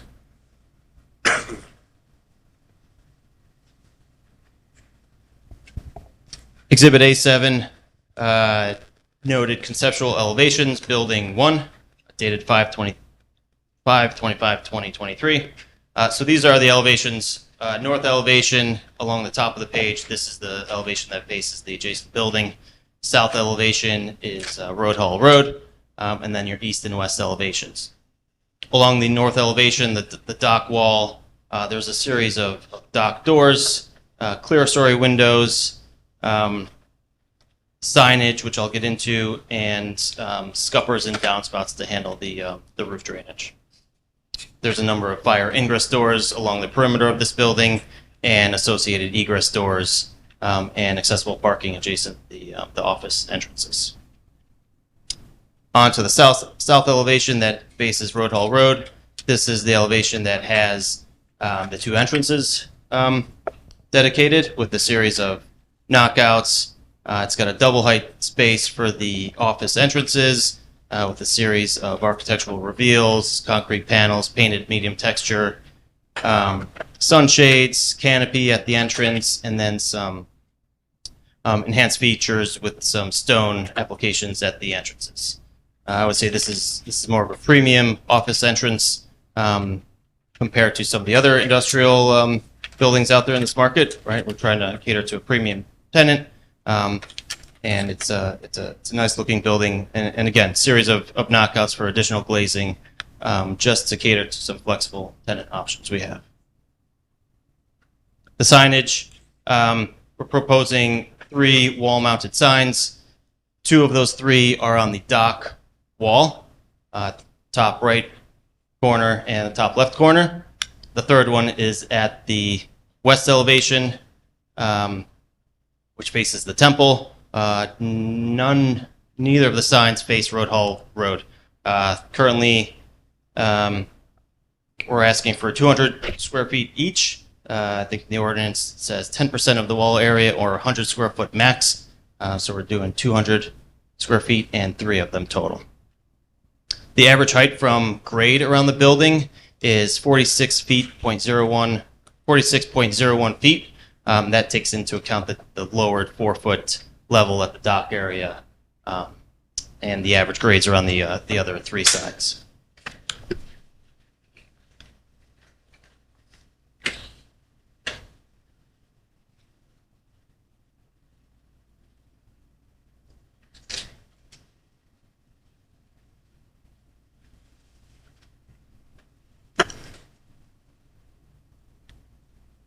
I have 2 more exhibits.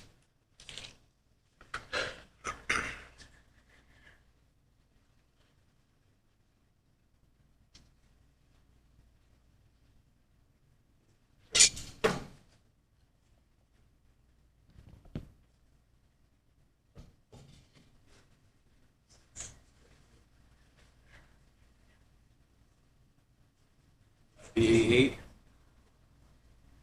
Just for the record, all these were prepared by Arco. Yes, sir. I will mark this exhibit as A8, identified as conceptual rendering dated 5/25/2023. This is an aerial view of both buildings. This is essentially from Cranberry Station Road, Cranberry South River Road, looking at the building. So you're essentially looking east. This direction, yes. You'll notice the solar panels and the series of the new access road, the screen walls, and how the building would eventually look.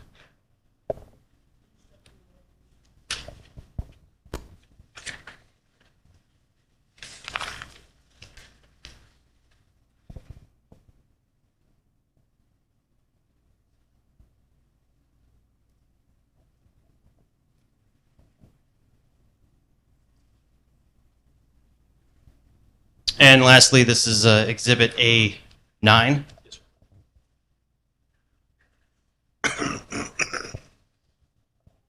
Named Conceptual Rendering 5/25/2023. This is the view from a pedestrian level at one of the entrances, right? You'll notice the double height volume of glass, the entrance canopy, the solar sunshades, another double height volume of glass, the accented stone panels, architectural reveals, and different paint schemes, right? This paint scheme matches the adjacent building, right? It complements it very well. Will the other entrance be decorated just like this one? Yes, sir. Anything else to add, sir? No. If you're finished, sit, and we'll save for questions at the end, as the chairman suggested. Our last witness is Mr. John McDonough, our planner. I'd ask that he be called and sworn so he can give testimony. Good evening, sir. Good evening. Grab that. There you go. Perfect. You swear the testimony you're going to provide us the truth, whole truth, and nothing but truth. Yes, I do. State your name, spell your last name, and give us your address, please. Sure. Hi there, everyone. My name is John McDonough. That's spelled MC, capital DONOUGH, and I'm the project planner. And just for the record, by whom are you employed and what capacity? I am self-employed. I am the principal of my company. Okay. And you have been accepted by this board on only 3,000 prior occasions? I have been accepted here. And your credentials haven't deteriorated since the last time, right? No, they have not. I'd ask you to be accepted, Mr. Chairman. Proceed. We'll accept his credentials. Thank you. Thank you, Mr. Chairman. So, Mr. McDonough, again, we don't like to get in the way of our... In here. That's it. You don't have to press it. It's on. It's on, right? Okay, I'll move it a little closer. So we'd like you to review the variances requested and the rationale under the municipal land use law for the granting of the variances requested. And if you would go through a list of them as well. Sure. So we're looking at a site that has very large capacity, and it is already developed with a 1.2 million square foot warehouse facility. This is going to be a complement. to what's already there with modifications to the existing, I'll call it north development, and with the new complementary development on the south side. This is going to require D1 use relief. Your planner, Ms. Opte, has given the board a good scorecard of the relief that the applicant is seeking. But the main relief here is a D1 use variance to allow a logistics, a warehouse facility in the R30 zone where it's not permitted. We know that much of the area is developed in this capacity. And here comes my exhibits now, Mr. Chairman.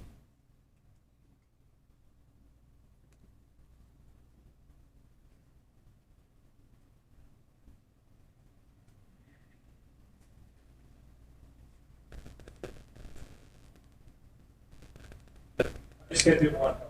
Yeah, I think we may be A11, right? A10. A10.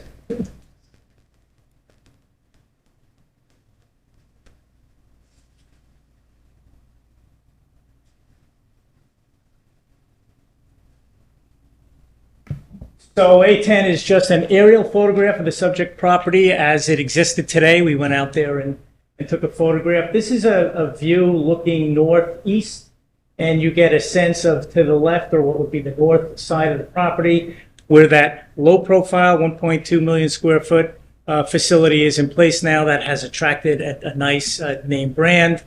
These are high quality premium buildings. We know that high quality premium buildings attract high quality tenants, which is exactly what has manifested here.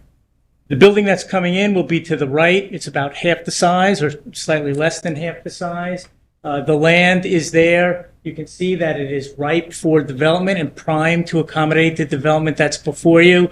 Generally free of any environmental constraints, generally free of significant wooded areas that would have to be cleared. We do have some vegetation on there now in the form of nursery stock, which you heard through Justin's testimony, being repurposed or transplanted elsewhere on the property. But for the most part, the larger vegetation will stay intact.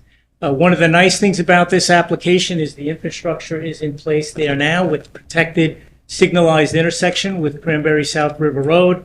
And the applicant is looking in the interest of maintaining efficient use of land and avoiding another conflict point on the roadway there, tapping into it, creating a double-loaded access roadway, which is totally consistent with good planning principles and avoids a conflict point out to Road Hill Road, and also a second access point, which could materialize with an as-of-right subdivision here out to Cranberry South River Road as well.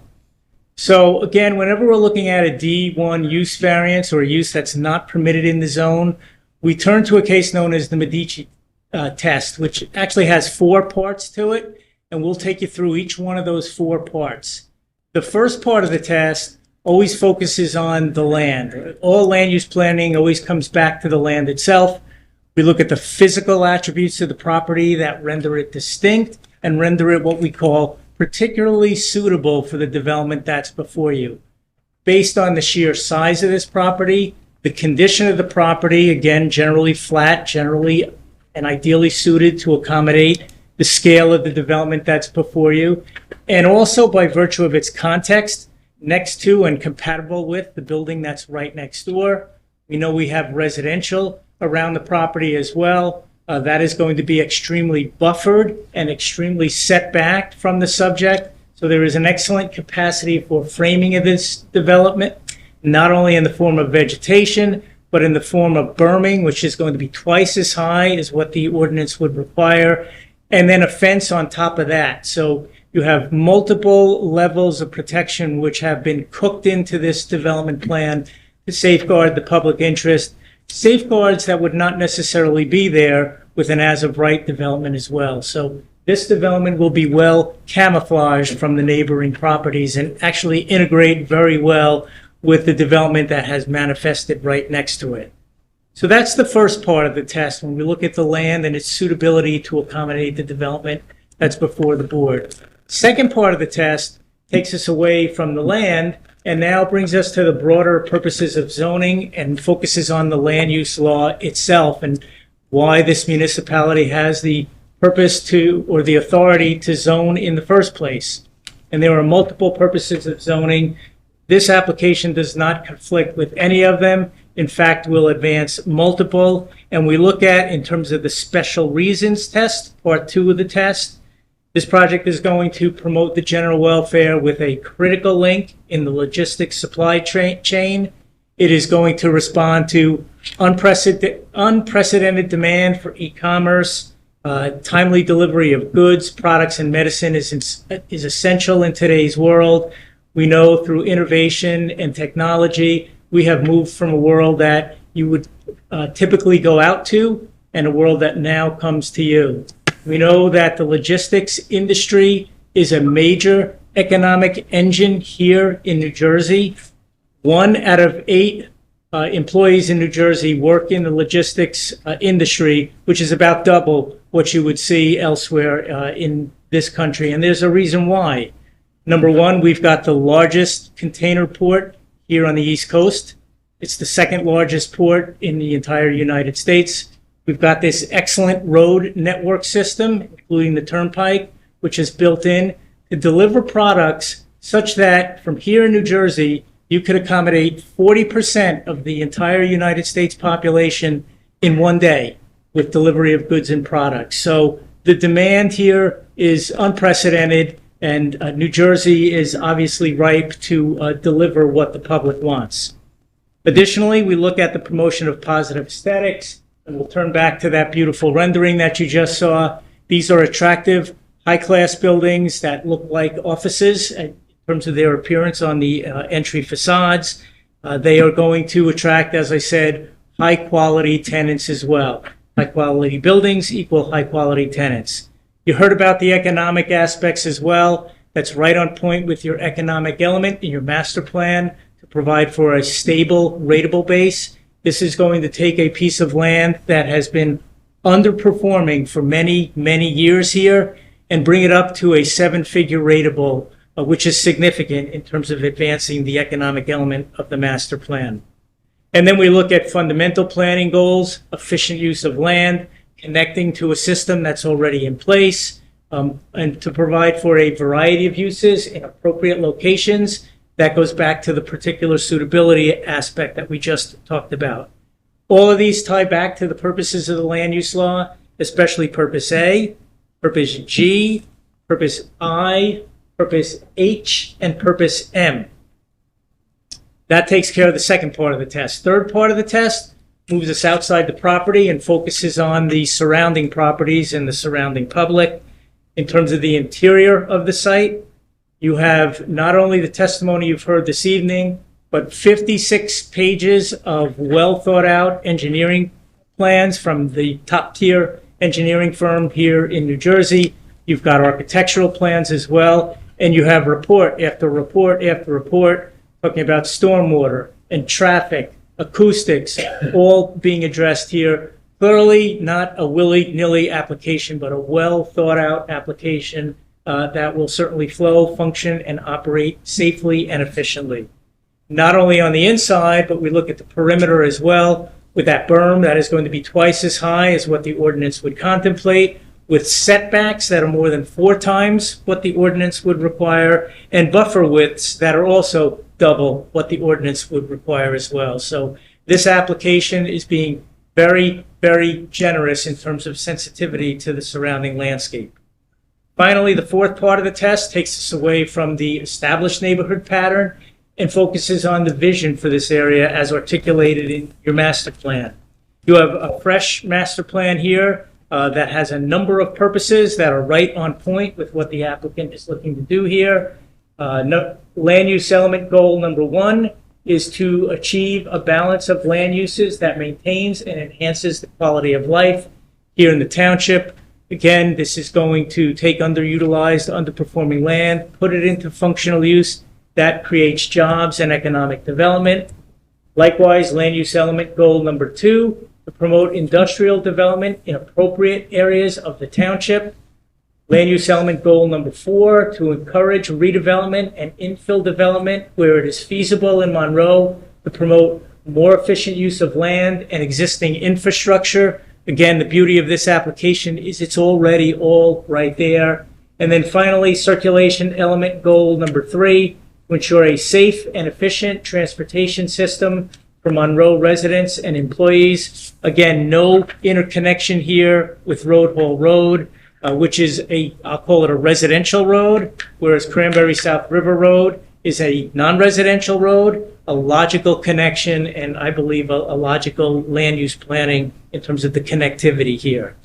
The master plan also has a number of other goals that I believe this application is consistent with as well.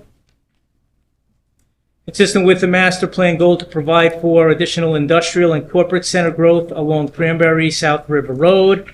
Pages 45 and 56 of the master plan allude to warehouse use of the subject properties or potential warehouse use. We certainly have compatibility here with the approval next door and the recently constructed warehouse. Proof positive, real-world proof that this land use does deliver at this location. Warehouse development on the surrounding properties would be compatible with the predominant warehouse character of the area over the last 50 years. Over 20 million square feet of warehousing has been built in this area over this time period, and no single-family homes have manifested on this site in the last 30 years. As we said at the outset, the site is about 2 miles from New Jersey Turnpike Exit 8A, which offers excellent connectivity to the regional highway network. We know that this is a site that is not zoned for passive use. This is a site that is zoned for active use, and we could have upwards of 30-plus homes on this property that certainly would produce school children as well, which has a burden on your community services, community infrastructure, that this development will not produce. As you've heard, all of the ingress and egress will go out to Cranberry Road. No vehicles or trucking will enter Road Hall Road, which we think is another significant benefit as well. Public services such as water, sewer, police, fire, library are all better for the town under the subject use than under a fully built-out residential subdivision. And then, of course, environmentally, we're dealing with an unconstrained site that has no significant environmental constraints. For all of those reasons, we think the fourth part of the test and the reconciliation with the master plan is met here. That takes care of the use variance. All of the other relief we believe is subsidiary to that Paramount D relief, and the board can fold all of that into the balancing here in terms of the consideration of the use aspect. We do need some D6 height relief here, and my notes have us at 46.01 feet, whereas 35 feet would be the maximum allowed. That is a D6 variance, so it would require 5 out of the board members here to vote affirmatively. Based on the setbacks being 4 times greater, the buffer being 2 times greater, and again, the buffer and the landscaping all mitigate any negative effects associated with that added height. We know in the interest of light, air, and open space, setbacks can mitigate additional height. And importantly, taller building was approved next door at 49 feet. This is going to be a lower profile at 46.01 feet. None of the purposes of height control are being violated here. That is a residential standard. That is, height being requested is appropriate for this particular land use. The added height is not going to cause any negative shadow effects, create any additional population density that would exceed the carrying capacity of the land, and certainly not going to block any scenic views, which is another reason why we have those height controls. The relief is not for 46.01, but actually 11.01 feet. That's above the threshold of what would be allowed. So the applicant is asking the board to move on an additional 11.01 feet above and beyond what the ordinance would require. Dan gave you all of the analytics on the relief that the applicant is seeking. I won't go through them again. I think the board, unless the board wants me to, can fold it all under the flexible C-balancing test, whereby the benefits of the application as a whole would substantially outweigh the detriments. All of this relief here on the C level is necessary to effectuate a beneficial application that will certainly serve the public good. There were, with respect to the existing lot, I think all of the relief is continuation of what was previously there. A very slight reduction in parking down from the 521 approved to the 491 that is actually now proposed. a slight uptick in the coverage, both addressed by Dan and Carl in terms of his testimony as to the adequacy of the parking, the adequacy of the site stormwater management system to accommodate that additional coverage. I think the only relief that Dan did not hit was the applicant is asking the board on the sign package to move on the directional signs at 8 square feet, where 3 square feet is the maximum that's allowed, in the interest of promoting wayfinding, clear and safe identification of the site, and navigation aids. These are not going to be obtrusive signs or result in excessive signage.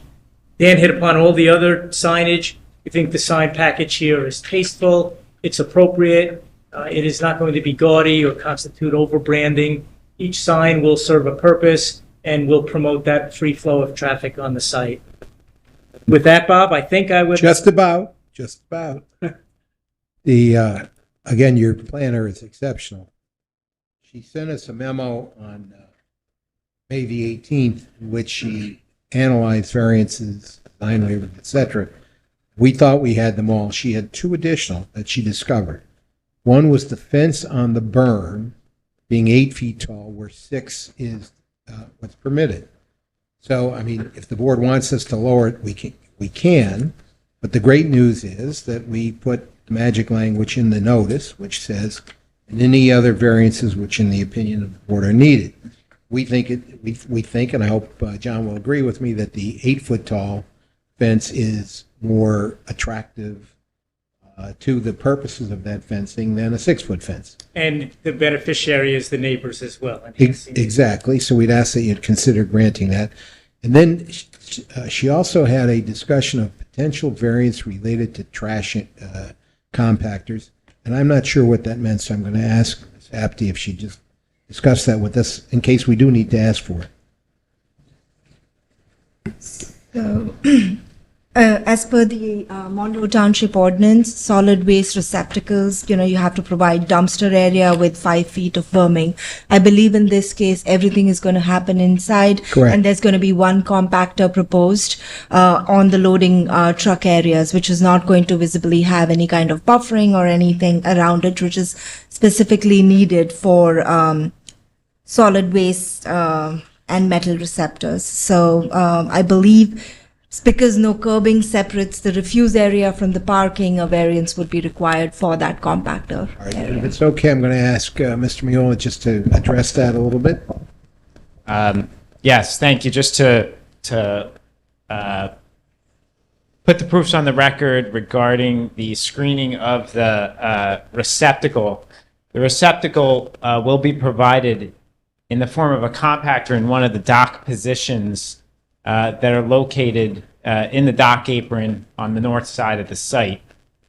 We are not proposing to have a dumpster enclosure that's surrounded by a screened fence.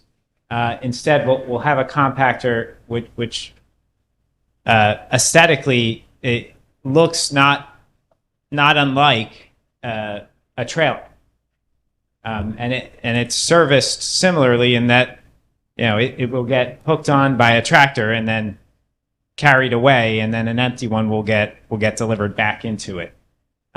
So on that basis, we do not feel we need an additional dumpster pad with screening around it. Right, but we do need a variance. Correct.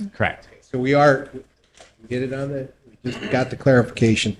We are asking that the board consider granting that variance, again, under the notice provisions that we advertise for any other variances which, in the opinion of the board, are needed. And I think at that point, John, I think we've covered every... With that, I would, I'll hit pause, Mr. Chairman. I just would close by saying I think the statutory criteria for all of the relief the applicant is seeking are met here and approval is warranted. Thank you. Counsel, does that conclude your testimony? Chairman, that concludes our case. Okay, at this point, we're going to go to Mika first. Thank you, Chairman. I just have a few clarification points based on the testimony that has been provided today.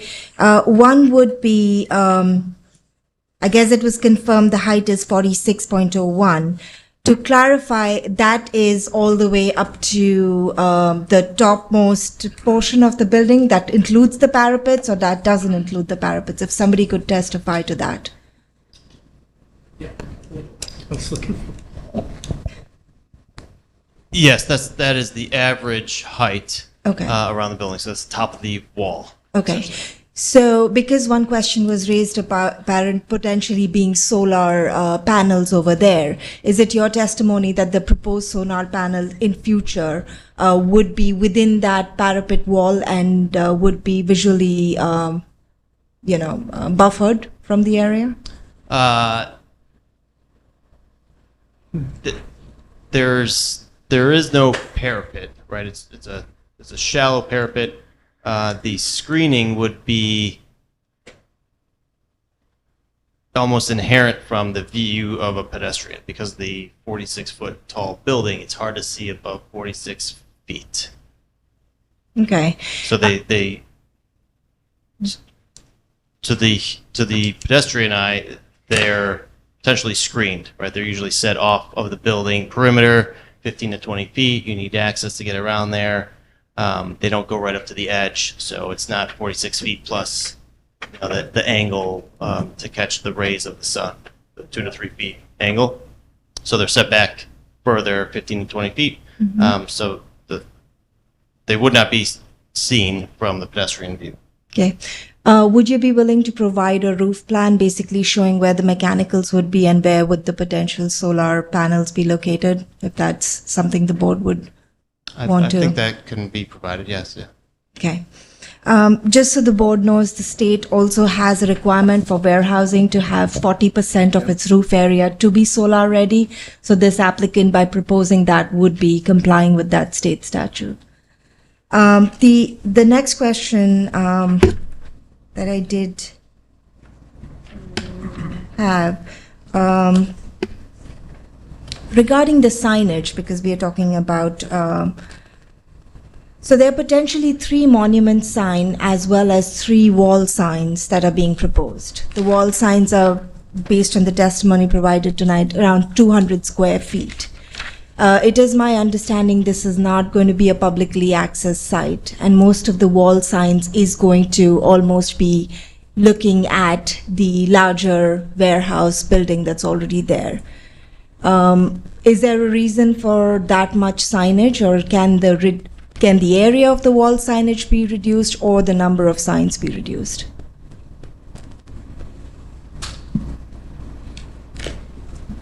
I think part of this sign package relates to this applicant's branding to identify these buildings as part of the applicant's brand. So I'd offer, much like retail, it's meeting customer expectations to showcase this as one of the applicant's high-quality buildings.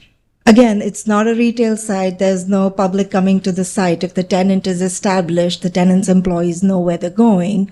So I would just ask you, and I would leave it to the board to reconsider. It's a 200 square foot, 3 signs, as well as 3 monument signs that are being proposed on a site that is not to be accessed by public. We would need little more details as to the lighting as well as materials. I think that was raised in my memo. So I would suggest, along with the roof plan, if those items could be clarified for us. Going back to the use, another testimony was provided regarding, I guess, Verizon, and I've forgotten the word, but Verizon receptor being proposed on the building. That would be something in future, right? That's not being proposed right now? We don't know what the solution is. Okay. But we've committed ourselves to work actively with the community and with Verizon to find out what it is. If it requires any kind of a structure that would come under a site plan, we know we would have to come back. Okay, all right. That's all I wanted on the record.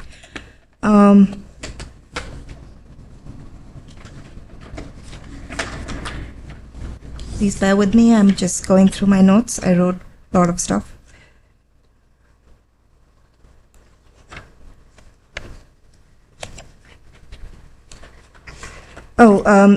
This is, I'm sure, just clarification, but the EV spaces was testified to 8 spaces. It is going to be 9 spaces by requirement. Is that will be complied with? Okay.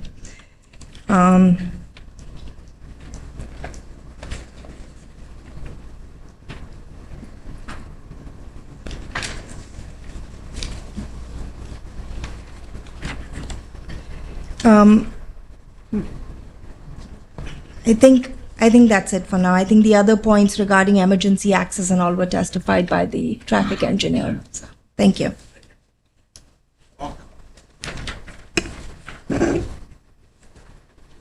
Thank you, Mr. Chairman. My second review letter is dated May 19, 2023. I did meet with Dan and his professionals at Langen. We reviewed the review letter. I'm comfortable that they can address all the items in the review letter. Just for the record, do you agree to meet all the items in my May 19, 2023 review letter? Yes, we do. Thank you. A couple points of clarification, just on the signs that our planner was talking about. Are there any signs, monument signs proposed along Road Hall Road? No. Thank you for clarifying. Another point of clarification, the square footage of the building proposed, 409,958 or 409,598? Not sure if it's a typo on my review letter or... 409,598. Thank you for clarifying. Continue. Regard to the solar, I'd ask that you just provide a note on the plan that that's going to be provided. Sanitary sewer around the Woodcrest Circle, if you can just show that on the set of plans or add that sheet into the final set of plans. And also the note that you'll be milling and repaving the roadway, curb to curb as well.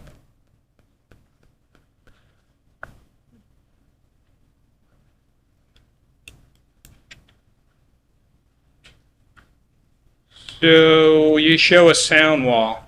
Can you provide the detail or go over the details of what the sound wall material is and the height of that?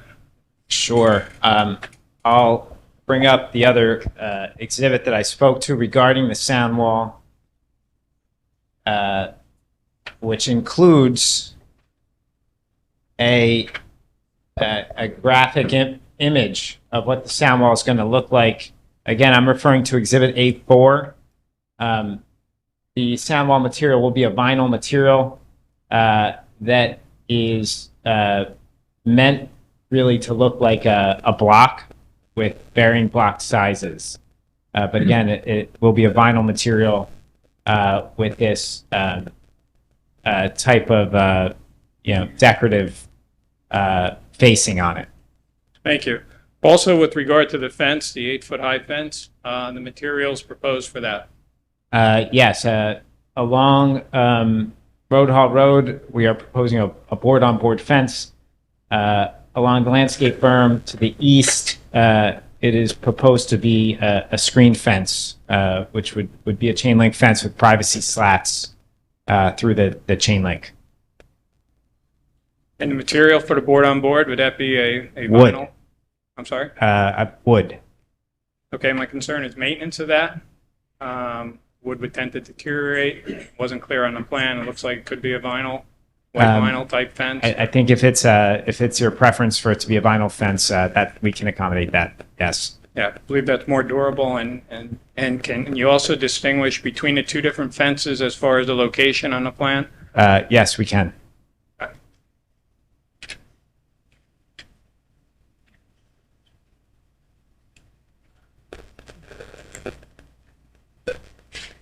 The landscape berms along Road Hall Road, if they're not provided in a landscape easement, I'd ask that they be provided at this time to show that there's a landscape easement, and also conserving that area and with an access restriction as well.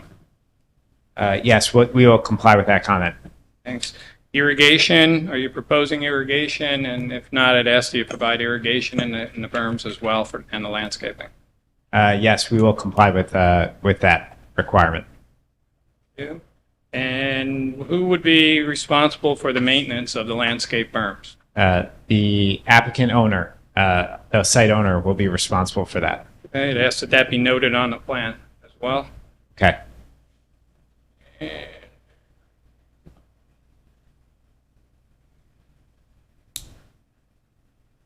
See, a question for your traffic engineer? There he is. Sorry. Your report talks about timing adjustments at 522 and 535 Signal. Has that been provided as part of the million-square-foot warehouse? And if not, how will that get? Correct. That was provided to the county as part of the million-square-foot warehouse, but as I said, they're actually redesigning those signals as we speak, so implementation of that would be by the county at some point in time. Thank you. The new signal that you installed as part of the first warehouse on 535, is that going to require any modification based on the traffic coming from this proposed warehouse? No. Chairman, I don't believe I have any other questions or comments. Thank you. Anyone from the board have any questions or comments? Ms. Katori? I heard you said the berm will Just be pull the covered. mic closer to you, please. I heard the berm will be covered with some biodegradable material. Why not plants? Why that material?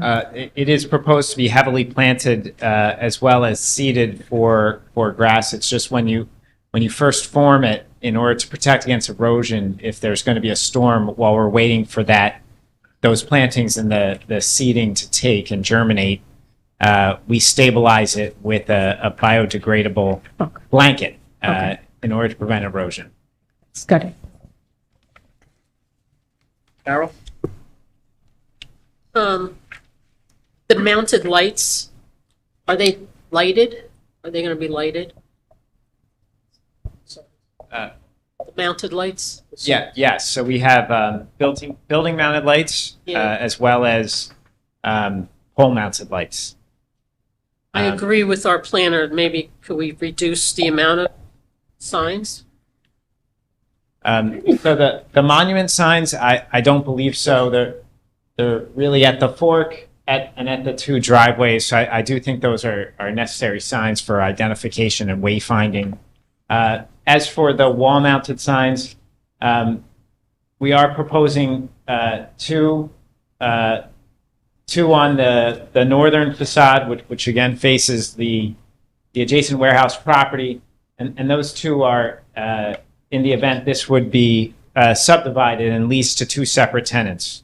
And so presumably one on either end, therefore each tenant gets their sign on either end. The third sign is on the western elevation that faces the temple for visibility to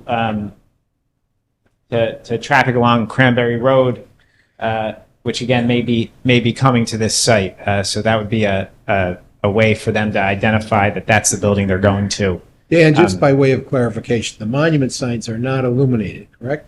Correct. Oh. So, well, with the ingress and egress, I'm glad that it's not on Road Hall Road because of the problems we've been having with the tractor trailers, and everything. So they won't want to go into the temple to think that they can get into the new facility, right? I'm going to defer that question to our traffic engineer.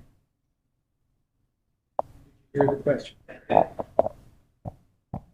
No, we would expect the address of this building would be the Cranberry South River Road, and that all that traffic would be drawn directly to Cranberry South River Road, yes. So the trucks will not try to get to that building through the temple. No, and they property. couldn't physically do it. Okay. And I think, from my recollection of being out there, the temple was pretty well signed as to its own, Okay. what its entrance is. Thank you. That's it. Any other questions? Chair, question. I know at the beginning of your presentation, you met with a lot of the people, the people that live in the area, met with them to satisfy their requirements, et cetera. After you're done with the bill, if approved, what becomes after that? Say something comes up unexpectedly, unforeseen. Will you continue? Yes, we are long-term operators. I am local in the area, and obviously, if there are any issues, whether it's myself or anyone on my team that are here, we will provide our contact information, and we'll be obviously very accessible. Thank you. Are there are there signs on the larger warehouse? Like Home Depot sign? Any sign on the actual warehouse? So- Did we approve that? So the monument sign is actually in production. Use the microphone. Speak into the mic. Sorry. The monument sign is in production right now as Okay. I speak, and I think I'm looking at if we may, I believe I have it. I can show you a picture of it on my phone, but we don't have it installed yet. I think he's referring to a wall sign. So yeah, it's just the No, monument sign. there's not. Okay, so there's none there. But you're asking for 3 on the new one. That's correct. And just generally speaking, we don't know the tenant as we want to provide the ultimate flexibility for in the event that is if a tenant would like that, they can provide that. And it's really from a marketability perspective, we want to accommodate as much as possible. But right now, and it all depends. If you look at Home Depot, again, they do not have it on the building. And frankly, some tenants don't want to have that visibility. Okay. I'm just curious why you didn't ask for it on the first building. Why Why you didn't ask for a wall sign on the first building then? do we at that? Or do we? Yeah. Do we have the right for building? I'm not sure offhand what was approved in connection with that building. Okay. Do you have any tenants in mind for the new one? We do not right now typically, and what we saw with Home Depot was once the slab is poured and once the walls begin to go up, that's when we see a lot more interest. We do have a Rolodex that I'm happy, and I have shared with other planning boards of illustrative examples of tenants that we have in our portfolio, but we right now, as of today, we do not have. Okay. Any other questions from any board members? Mr. Chairman, thank you. Just a couple of additional things to get on the record. First, as stated in the board engineer's letter, one of the approvals that must be fully recognized is approval from the Township Utility Department. The applicant has been working very cooperatively with the utility department and has met all of the requirements to date. But it is a 3-stage approval process: preliminary, tentative, and final. You guys are in tentative right now, and I know that you're going to work to meet all the requirements that we've set forth according to our rules and regulations to achieve final. Secondly, the township, per its commitment on the original warehouse, was going to provide the sanitary sewer infrastructure for the Woodcrest Circle development. They have done the design for that. We have spoken with the applicant, and we will be providing the design to accelerate the infrastructure installation so that we don't have to wait for the warehouse to actually get installed. And I just wanted to go on the record that the applicant will be reimbursing the town for that design as well. Next, it's important to note again on the record that all of the costs associated with providing sanitary sewer to the Woodcrest Circle residents will be borne by the applicant. That includes not only the main sewer infrastructure that will go actually in the right-of-way, but it'll also include the laterals and the connection fees for each one of the residents as well. All right, and just for the benefit of Mr. Stroin in the record, I'm going to ask Mr. Drysdale to orally say yes to the dress, if you wouldn't mind, Mr. Drysdale. Yes, that's correct, Joe. Mr. Stroin, sorry. Thank you. That's it, Mr. Chairman. Any other questions from any board members? Batteries for the solar panels, are we having any battery banks installed anywhere, or are you just putting back on the grid?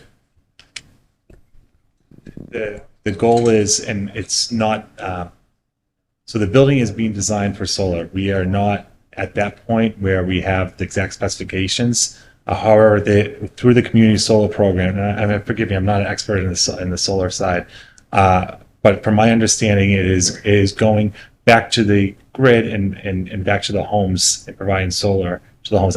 And to be very honest, I don't know how the mechanics actually work, but from my understanding, through the community solar program with the state, the local neighbors will be able to participate in the program where they do receive a discount from residential rates. Just to add a little bit, So there's no battery bank.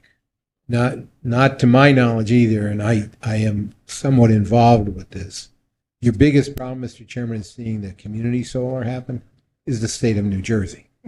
Because we have to authorize, the Board of Public Utilities has to authorize a tranche of SRECs, renewable energy credits, to allow this to go forward. And so far, the state of New Jersey has agreed to 225 megs next year, 225 megs the following year, and then 75 megs the following year. The problem is that there's a lot of very worthy places in New Jersey where you're trying to provide community solar. Generally, it has to be low and moderate income neighborhood in order for it to be eligible, because there is a little bit of a subsidy from all the other ratepayers to the community solar because of the 10% discount. So the answer is you don't know until the state of New Jersey says yes to the DRESS, and that's currently in the process of being worked out with the BPU. But hopefully, just trying to be a legal visionary, hopefully the solar on warehouse roofs will be used to recharge fleets of vehicles that are electric vehicles. I mean, I think within the next 5 to 10 years. That's why I'm asking the question, because at night, you're not recharging any vehicle. The battery store the energy during the day, and then it inverts it back to AC, which allows you to get power when you have no sunlight. So it's a worse. So there'll be no batteries at this point. Not that I know. Not that I'm aware, but I can confirm that later. Okay. So I'm assuming if we ever entered into a battery phase, you know that there needs to be an external roof ladder to get up there. And I'm assuming under your building, under the construction, you're going to comply with all the signage for the fire department with your disconnects? Okay. Obviously, some people stole some thunder, but the way, once you put up 2 monument signs, I immediately knew you were going to sublease the building if need be. If you sublease it, are you making any provisions if you need to partition it off in half? Or you'll have to come back for that? I think, I guess the distinction is maybe not necessarily a sublease, but a partial lease of, say, half the building to one tenant, and then another lease of the other remaining half of the building to a different tenant. I understand that, but sometimes people don't like to commingle. So yes, in that event, with 2 different tenants, there would likely be a partition through that demising wall. Yeah, there'll be demising. But look, the goal is to have the best case scenario, and what we want is a single tenant. We do, again, as I was mentioning earlier, we want to have that marketability and that flexibility. If the economy goes into downturn, we have to break it into 2 spaces. We would break it into 2 spaces, but typically the goal is to have 1 tenant on the facility. This building is designed for 2 tenants. We have 2 different office engines. Okay. I have no further questions. Any other board members? Okay, seeing there's none, I'm going to ask you gentlemen to step away. We're going to go to the public. Any comments? I should stay here though, right, Mr. Lopez? You can stay there. Yeah.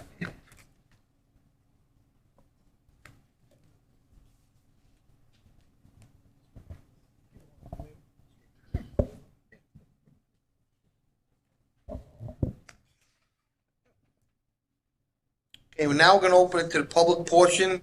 We're going to hear concerns or comments regarding this matter or this application only. So anyone wishing to be heard, please raise your hand, come forward. We'll start right here with this gentleman. Yeah. It's comments from the public as well as any questions for the applicant's professionals. And if I could swear you in real quick? Sure. Thanks. Raise your right hand. Do you swear a testimony you're going to provide is the truth, whole truth, and nothing? I do. You can state your name, spell your last name, and give us your address, please. My name is Dennis Dressel, Dressel. I'm located at 29 Woodcrest Circle, Monroe Township, New Jersey. Thank you, Mr. Dressel. Certainly a lot to digest. I'd like to thank the members of the board to listen to us and having listened to the applicant.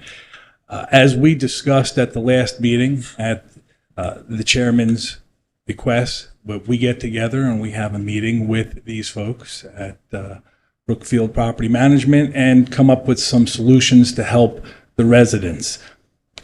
I've had the good fortune of negotiating a lot of relatively large deals, and while this one may not categorize into that little square box, I haven't had such a positive experience probably in my 30 years in dealing with Mr. Drysdale, his team, and Brookfield Management. Woodcrest Circle, obviously, we've been out here for 25 years trying to protect our communities. We're down this rabbit hole now, and you know, Ronald Reagan once said that people too often look to the government for solutions when in fact the government is the problem. And we're really here today, and I find myself in a unique situation now advocating for this project because of BizRep 3. We jumped down this rabbit hole, and I'm not saying that there was any intent for guise or subterfuge, but we really had no idea that BizRep 3 was happening until it was too late as a community. Had we known, we might have been able to reach such accords as we have currently with the new project that the potability of the land might not be in as significant question as it had been historically. One of our diagrams certainly shows that the area is under significant duress. And with this particular project, Brookfield Property Management has gone, in my opinion, and we've spoken with everybody at Woodcrest Circle, and we've had meetings, and we've had hands raised, and we've done counts. Now, I'm speaking for Woodcrest Circle, but that's not exclusive. They may come up here and have some thoughts or some concerns of their own, because there is certainly a lot of detail here. But as of this moment, we are in general and in concept on board with the LOI that's been provided. There are some things where the county's going to come in and say you need to widen this and shorten that. Our primary goals are to protect our community and to also protect the new community being built across the street. The water reclamation was a big concern. That seems to have been addressed. I might not have my technology correct here, but the original idea is a 100-year storm. We asked them to try and boost it up a little bit, and I believe that we're as close to a 125-year storm as we can get. We'll take that. We're happy. The berms, I'm hearing 7 to 14 feet.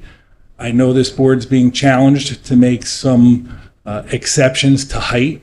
Anything that's going to hide these warehouses and protect the foyer coming into Monroe Township from South Brunswick and East Brunswick is a positive thing, not just for our community, but for the township as a whole. We want that. We want it beautiful. We want the trees, the fences, the giant berms. We have a couple of concerns, and Mr. Drysdale's taken great steps. You know, there's a leap that needs to be taken, a leap of faith. And if we don't take this leap as the circle, Monroe's just going to move right around us. And as we've seen in the past, when Monroe does that, and during previous boards, we're kind of like the appendix of the township. You don't really need us. You don't really seem to be overly concerned about us. I do appreciate a lot of the significant questions that you've all raised today. But if we don't advocate for ourselves, I'm not 100% sure that historically, notwithstanding this board, that we've been represented fairly since Mayor Pucci has left the office. Having said that, we did have some significant concerns about what can be seen, what can be heard. What I will tell you is having Home Depot as the resident in that large warehouse is extremely good news. And I can only hope that the locale and the proximity of the other location gives them pause and reason to perhaps consider taking that as well. Don't know if that'll be the case, and there's probably a DND if it is. So we're working hard as a circle, a community, and as part of a very positive discussion with Brookfield Property Management to mitigate the views. So at 29 Woodcrest Circle, I could probably hit that warehouse with a golf ball. But I was never notified because I'm probably 20 feet too far away to be told.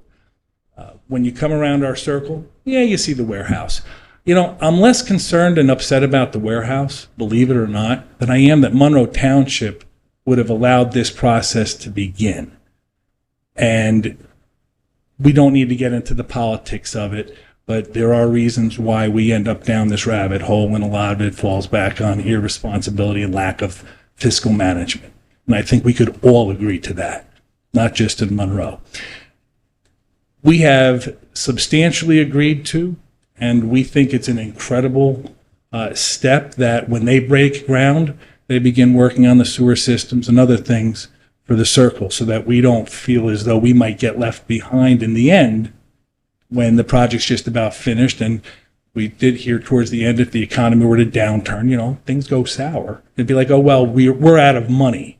It seems to me that Brookfield, while having something to gain, has given quite a bit. Woodcrest Circle, we may actually get some beneficial byproducts from this, such as less noise from the turnpike. There seems to be a lot of sound walls going up. The buildings themselves are going to be sound walls. On a positive note, I don't smell any pollution. I don't hear any trucks from my home, which I couldn't tell you how pleased I am. They're going to repopulate the woods with the trees from Griffin Farm where this warehouse is going to be. And we've heard a lot of comments, and this is very important for my co-residents and the folks at Lennar with the water reclamation being taken care of, but the sewer system, they are going to pick up every single cost, every single penny, not just to put the sewers in, but if somebody has a deck in the backyard, the deck will be replaced. If they have hardscaping, the hardscaping will be replaced. If nothing else, you will, at the very least, end up equal to or better than you were before the connection was made. I do have a couple of questions, perhaps for the board. Joe Stroin, perhaps. When we have the hookup fees, and I understand Brookfield's paying for that, but I have some larger pictures in mind, particularly when I think the question was raised. We all have a plan. Every plan falls apart when you engage the enemy. And that enemy right now would just be starting construction. What do those funds go to support in Monroe? I understand if Monroe was doing the project themselves, there's costs. And Monroe has to facilitate those costs through the taxpayers and the fees and things of that nature. Since Brookfield's picking this up, I'm going to unload this question before I even ask you to respond. I believe it's $3,900 per resident. Since Monroe's not paying for anything from this, Monroe is the one out of three parties that seems to be gaining everything as a township and losing nothing in this corner. We would like you to perhaps consider taking those funds and setting them aside in an account to protect us against those unknowns, which could be, for example, an increase in radon because land cover is being significantly put over these areas. We don't know 5 years down the road what the repercussions are. And while I believe Brookfield management will do whatever they can to help, there will be a point where that envelope is pushed too far across the table. We've all had negotiations fall down because somebody just asked for a little bit too much. So while the residents of Woodcrest Circle and Lennar are certainly putting up with quite a bit, and Brookfield Property Management is, in my opinion, doing everything that they can to remediate our concerns, try and help eliminate some stress. I mean, these are our homes. These are where we've raised our children. So I'm going to ask you to be somewhat empathetical in your decision. I think this warehouse is a foregone conclusion, but while we do that 5 years from now, we don't know what's going to be taking place. And we'd like to know that Monroe, while the benefactor of significant tax dollars, can maybe take some small portion of the fees that are being paid. And the only fees I can think of taking are the ones that would be going towards just the permission to hook up, and put them in a fund for nothing less than to protect Woodcrest Circle and its residents should something, I'm going to use the word catastrophic, take place on a neighborhood basis. Not one person has a problem, or there's a cracked basement, or there's a pool with bubbles in it, but something where we can systematically say there is indeed an issue here, and we have some funds set aside that we collected during this particular project, which was really pushed on the residents under duress, and we're prepared to address them financially so that these homeowners don't have to deal with this financial weight any further. It'd be one less stress to remove from the people of the circle. So that's one idea. And that's why I'm asking you if that's a possibility. Mr. Dressel, I'm going to have to interject here. Please do. Number one, I think that would be a question geared to the attorney. I'm not an attorney, but I will let the attorney answer. But we do not have that jurisdiction here as that board where money gets allocated. I understand. If this all goes through and everything is done, you may need to present this to the township council when the business administrator is there who handles the actual finances. But from a legal perspective now, I'm going to turn it over to the attorney. Well, I would just reiterate what the chairman said. This board doesn't handle that aspect of it. So to the extent that the township might have indicated a prior commitment to doing something with respect to the extension of the sanitary sewer and the connections, that wasn't something this board certainly could sign on or obligate to, because this board doesn't have that kind of financial ability. Understood. So, understood. You're addressing Mr. Stroing because he's here and is the township representative, but just a managed expectations, this board wouldn't be able to provide any. Understood, as long as maybe somebody could provide us with the protocols of doing so through the right channels and maybe getting a hold of the right people, that would be beneficial. I'd really like to see Monroe as a township have a little bit of skin in the game. I mean, we all do. We're all here together. I've been living here for 45 years, so I'm not planning on going anywhere. I think a lot of our neighbors have resigned themselves to what's taking place. I am excited to hear that solar panels are going up. I don't know much about the solar renewable energy credits and, who owns them and where they go and what happens with them. I am pleased to hear that we're not only going to put in the sewers, but we'll make sure that the streets are paved properly. One thing, and I am certainly not looking to blindside the folks that have been working so honorably with us, but I don't understand two things. One, when we have water that comes in, and maybe this is for Mr. Rizmowitz, when water comes into the circle, we don't have sewers, for example. We have one or two grates on the road. I don't know where the water actually goes. I get about 1.5 feet in front of my house. Some of the neighbors get water in front of their house. While we're doing this project, it doesn't make sense, and maybe this is someplace Monroe could step in where we put gray wells so that we can at least absorb some of the water that lands in the streets and, maybe find a place for that water to go. Because I don't believe that we would want that going into the sewer system, correct? Chairman, I'm not aware of any drainage issues on Woodcrest Circle, but certainly it's something I'll take a look at if there is. Yeah, well, there's definitely drainage issues. So I can take a Well, my address is 29 Woodcrest Circle, And you and said that you got 1.5 feet of water? yeah, anytime it rains, come on out. It comes up to the top of the curb. I'm 1.5 feet. I exaggerated. How tall is the curb? It goes Again, up to the this top is of the first curb. that my office is hearing about any drainage issues. I don't complain. It's not bothering me. The skirts are in disarray around the circle. But it potentially could make sense if we're going to open the streets to That's- provide. that's my So point. the way you conducted your dialogue with Mr. Drysdale, you should be in contact with Mr. Ramazowicz's office. And if this does progress, there may be some mitigation that could be done to alleviate some of that issue. All right, and the reason I'm bringing that up at this particular meeting is I think I've asked Mr. Drysdale for enough. We've had myself, John Strict, and Les Barr to represent Woodcrest Circle, and I think we've all done so in good faith. And I think the honor coming out of the folks that we're working with now have put me in a very odd situation as actually advocating for a warehouse while under duress, but for the positive benefits that could come out of it. I don't believe there was so much information I could get up and look at grass, but I don't want to be here all night long. I'm starving. I'm sure some of my other residents would like to come on up and speak, but I would like to take a moment and say thank you very much for your attention to this particular matter. I do think that you've been much more diligent with this project than perhaps BizRep 3. I don't know if that was the same members of the board at the time. And I would also like to thank Mr. Drysdale for taking as much time as he have. We speak weekly. They're not kidding. We've spent a tremendous amount of time on the phone. They've been out to the house. I did not take a tour of the warehouse, but I was offered more than once.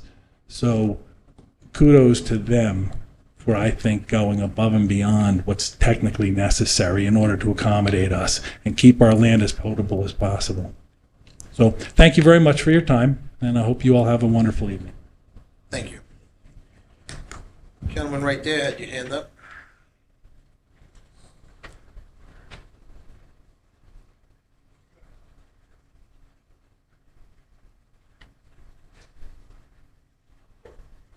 Good evening, sir. Could I swear you in real quick? Yes.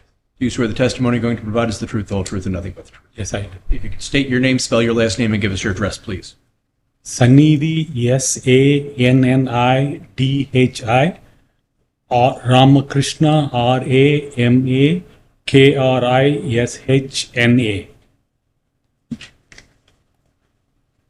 Your address, sir? I'm in Temple 285 Road Hall Road. I'm the trustee of the temple. Sure, thank you. You can lower that mic a little bit so you don't have to stretch. There you go. I just want to let you know that the temple, Om Sri Sai Balaji Temple, has no objection to the development of the property as proposed. In fact, we strongly support the development plan as it has been carefully designed to have no negative impact on our property, and it provides us with significant benefits. We hope that you will agree and approve this plan. Thank you. You're welcome. Thank you. Is there anyone else in the public wishing to be heard? Seeing there's no one else in the public, can I have a motion to close the public portion? So moved. Second? Second. All in favor? Aye. Mr. Chairman, with your permission, the gentleman from the temple asked if he could submit his letter of support in writing. Would you be willing to accept that? He just provided his testimony. I don't know that He we... was on the oath, yeah. on the testimony, on recording. You can hang on to it, Mr. Smith. Thank you. We'll put it in the file. Public portion is now closed. Board members, we have an application before us. We need to make a decision. Are we moving forward, yes or no? We heard from the public. We heard some positive feedback. Is there a motion on the table? I would like to make a motion to approve. I'll We have- second that. Madam Secretary, roll call, please. Ms. Damiani? Yes. Mr. Lupo? Yes. Mr. Masters? Yes. Mr. Busman? Yes. Ms. Caratori? Yes. Mr. Tanzi? Yes. Chairman LaFata? Yes. Thank you.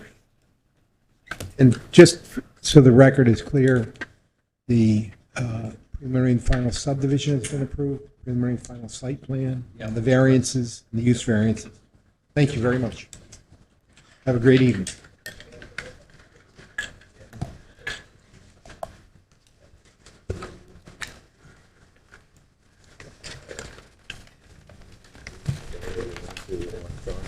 Okay, we still have we're gonna still continue. So if everyone leaves quietly, we'd appreciate it. Okay, board members, we have no memorializations. Do we have any new discussion items? No discussion items. Public portion. We're opening it to the public portion. Anyone in the public wishing to be heard? 3 seconds passed, Michelle, you can't come up.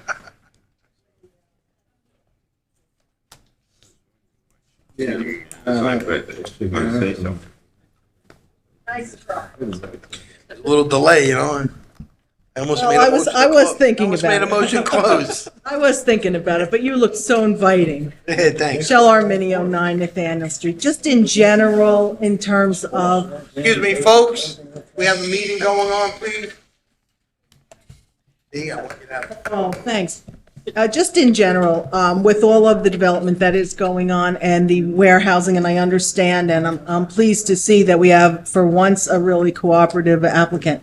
But aside from that, I'm concerned about, and I know the police have changed, and some of the developments are talking about the trucks and truck idling on our roads.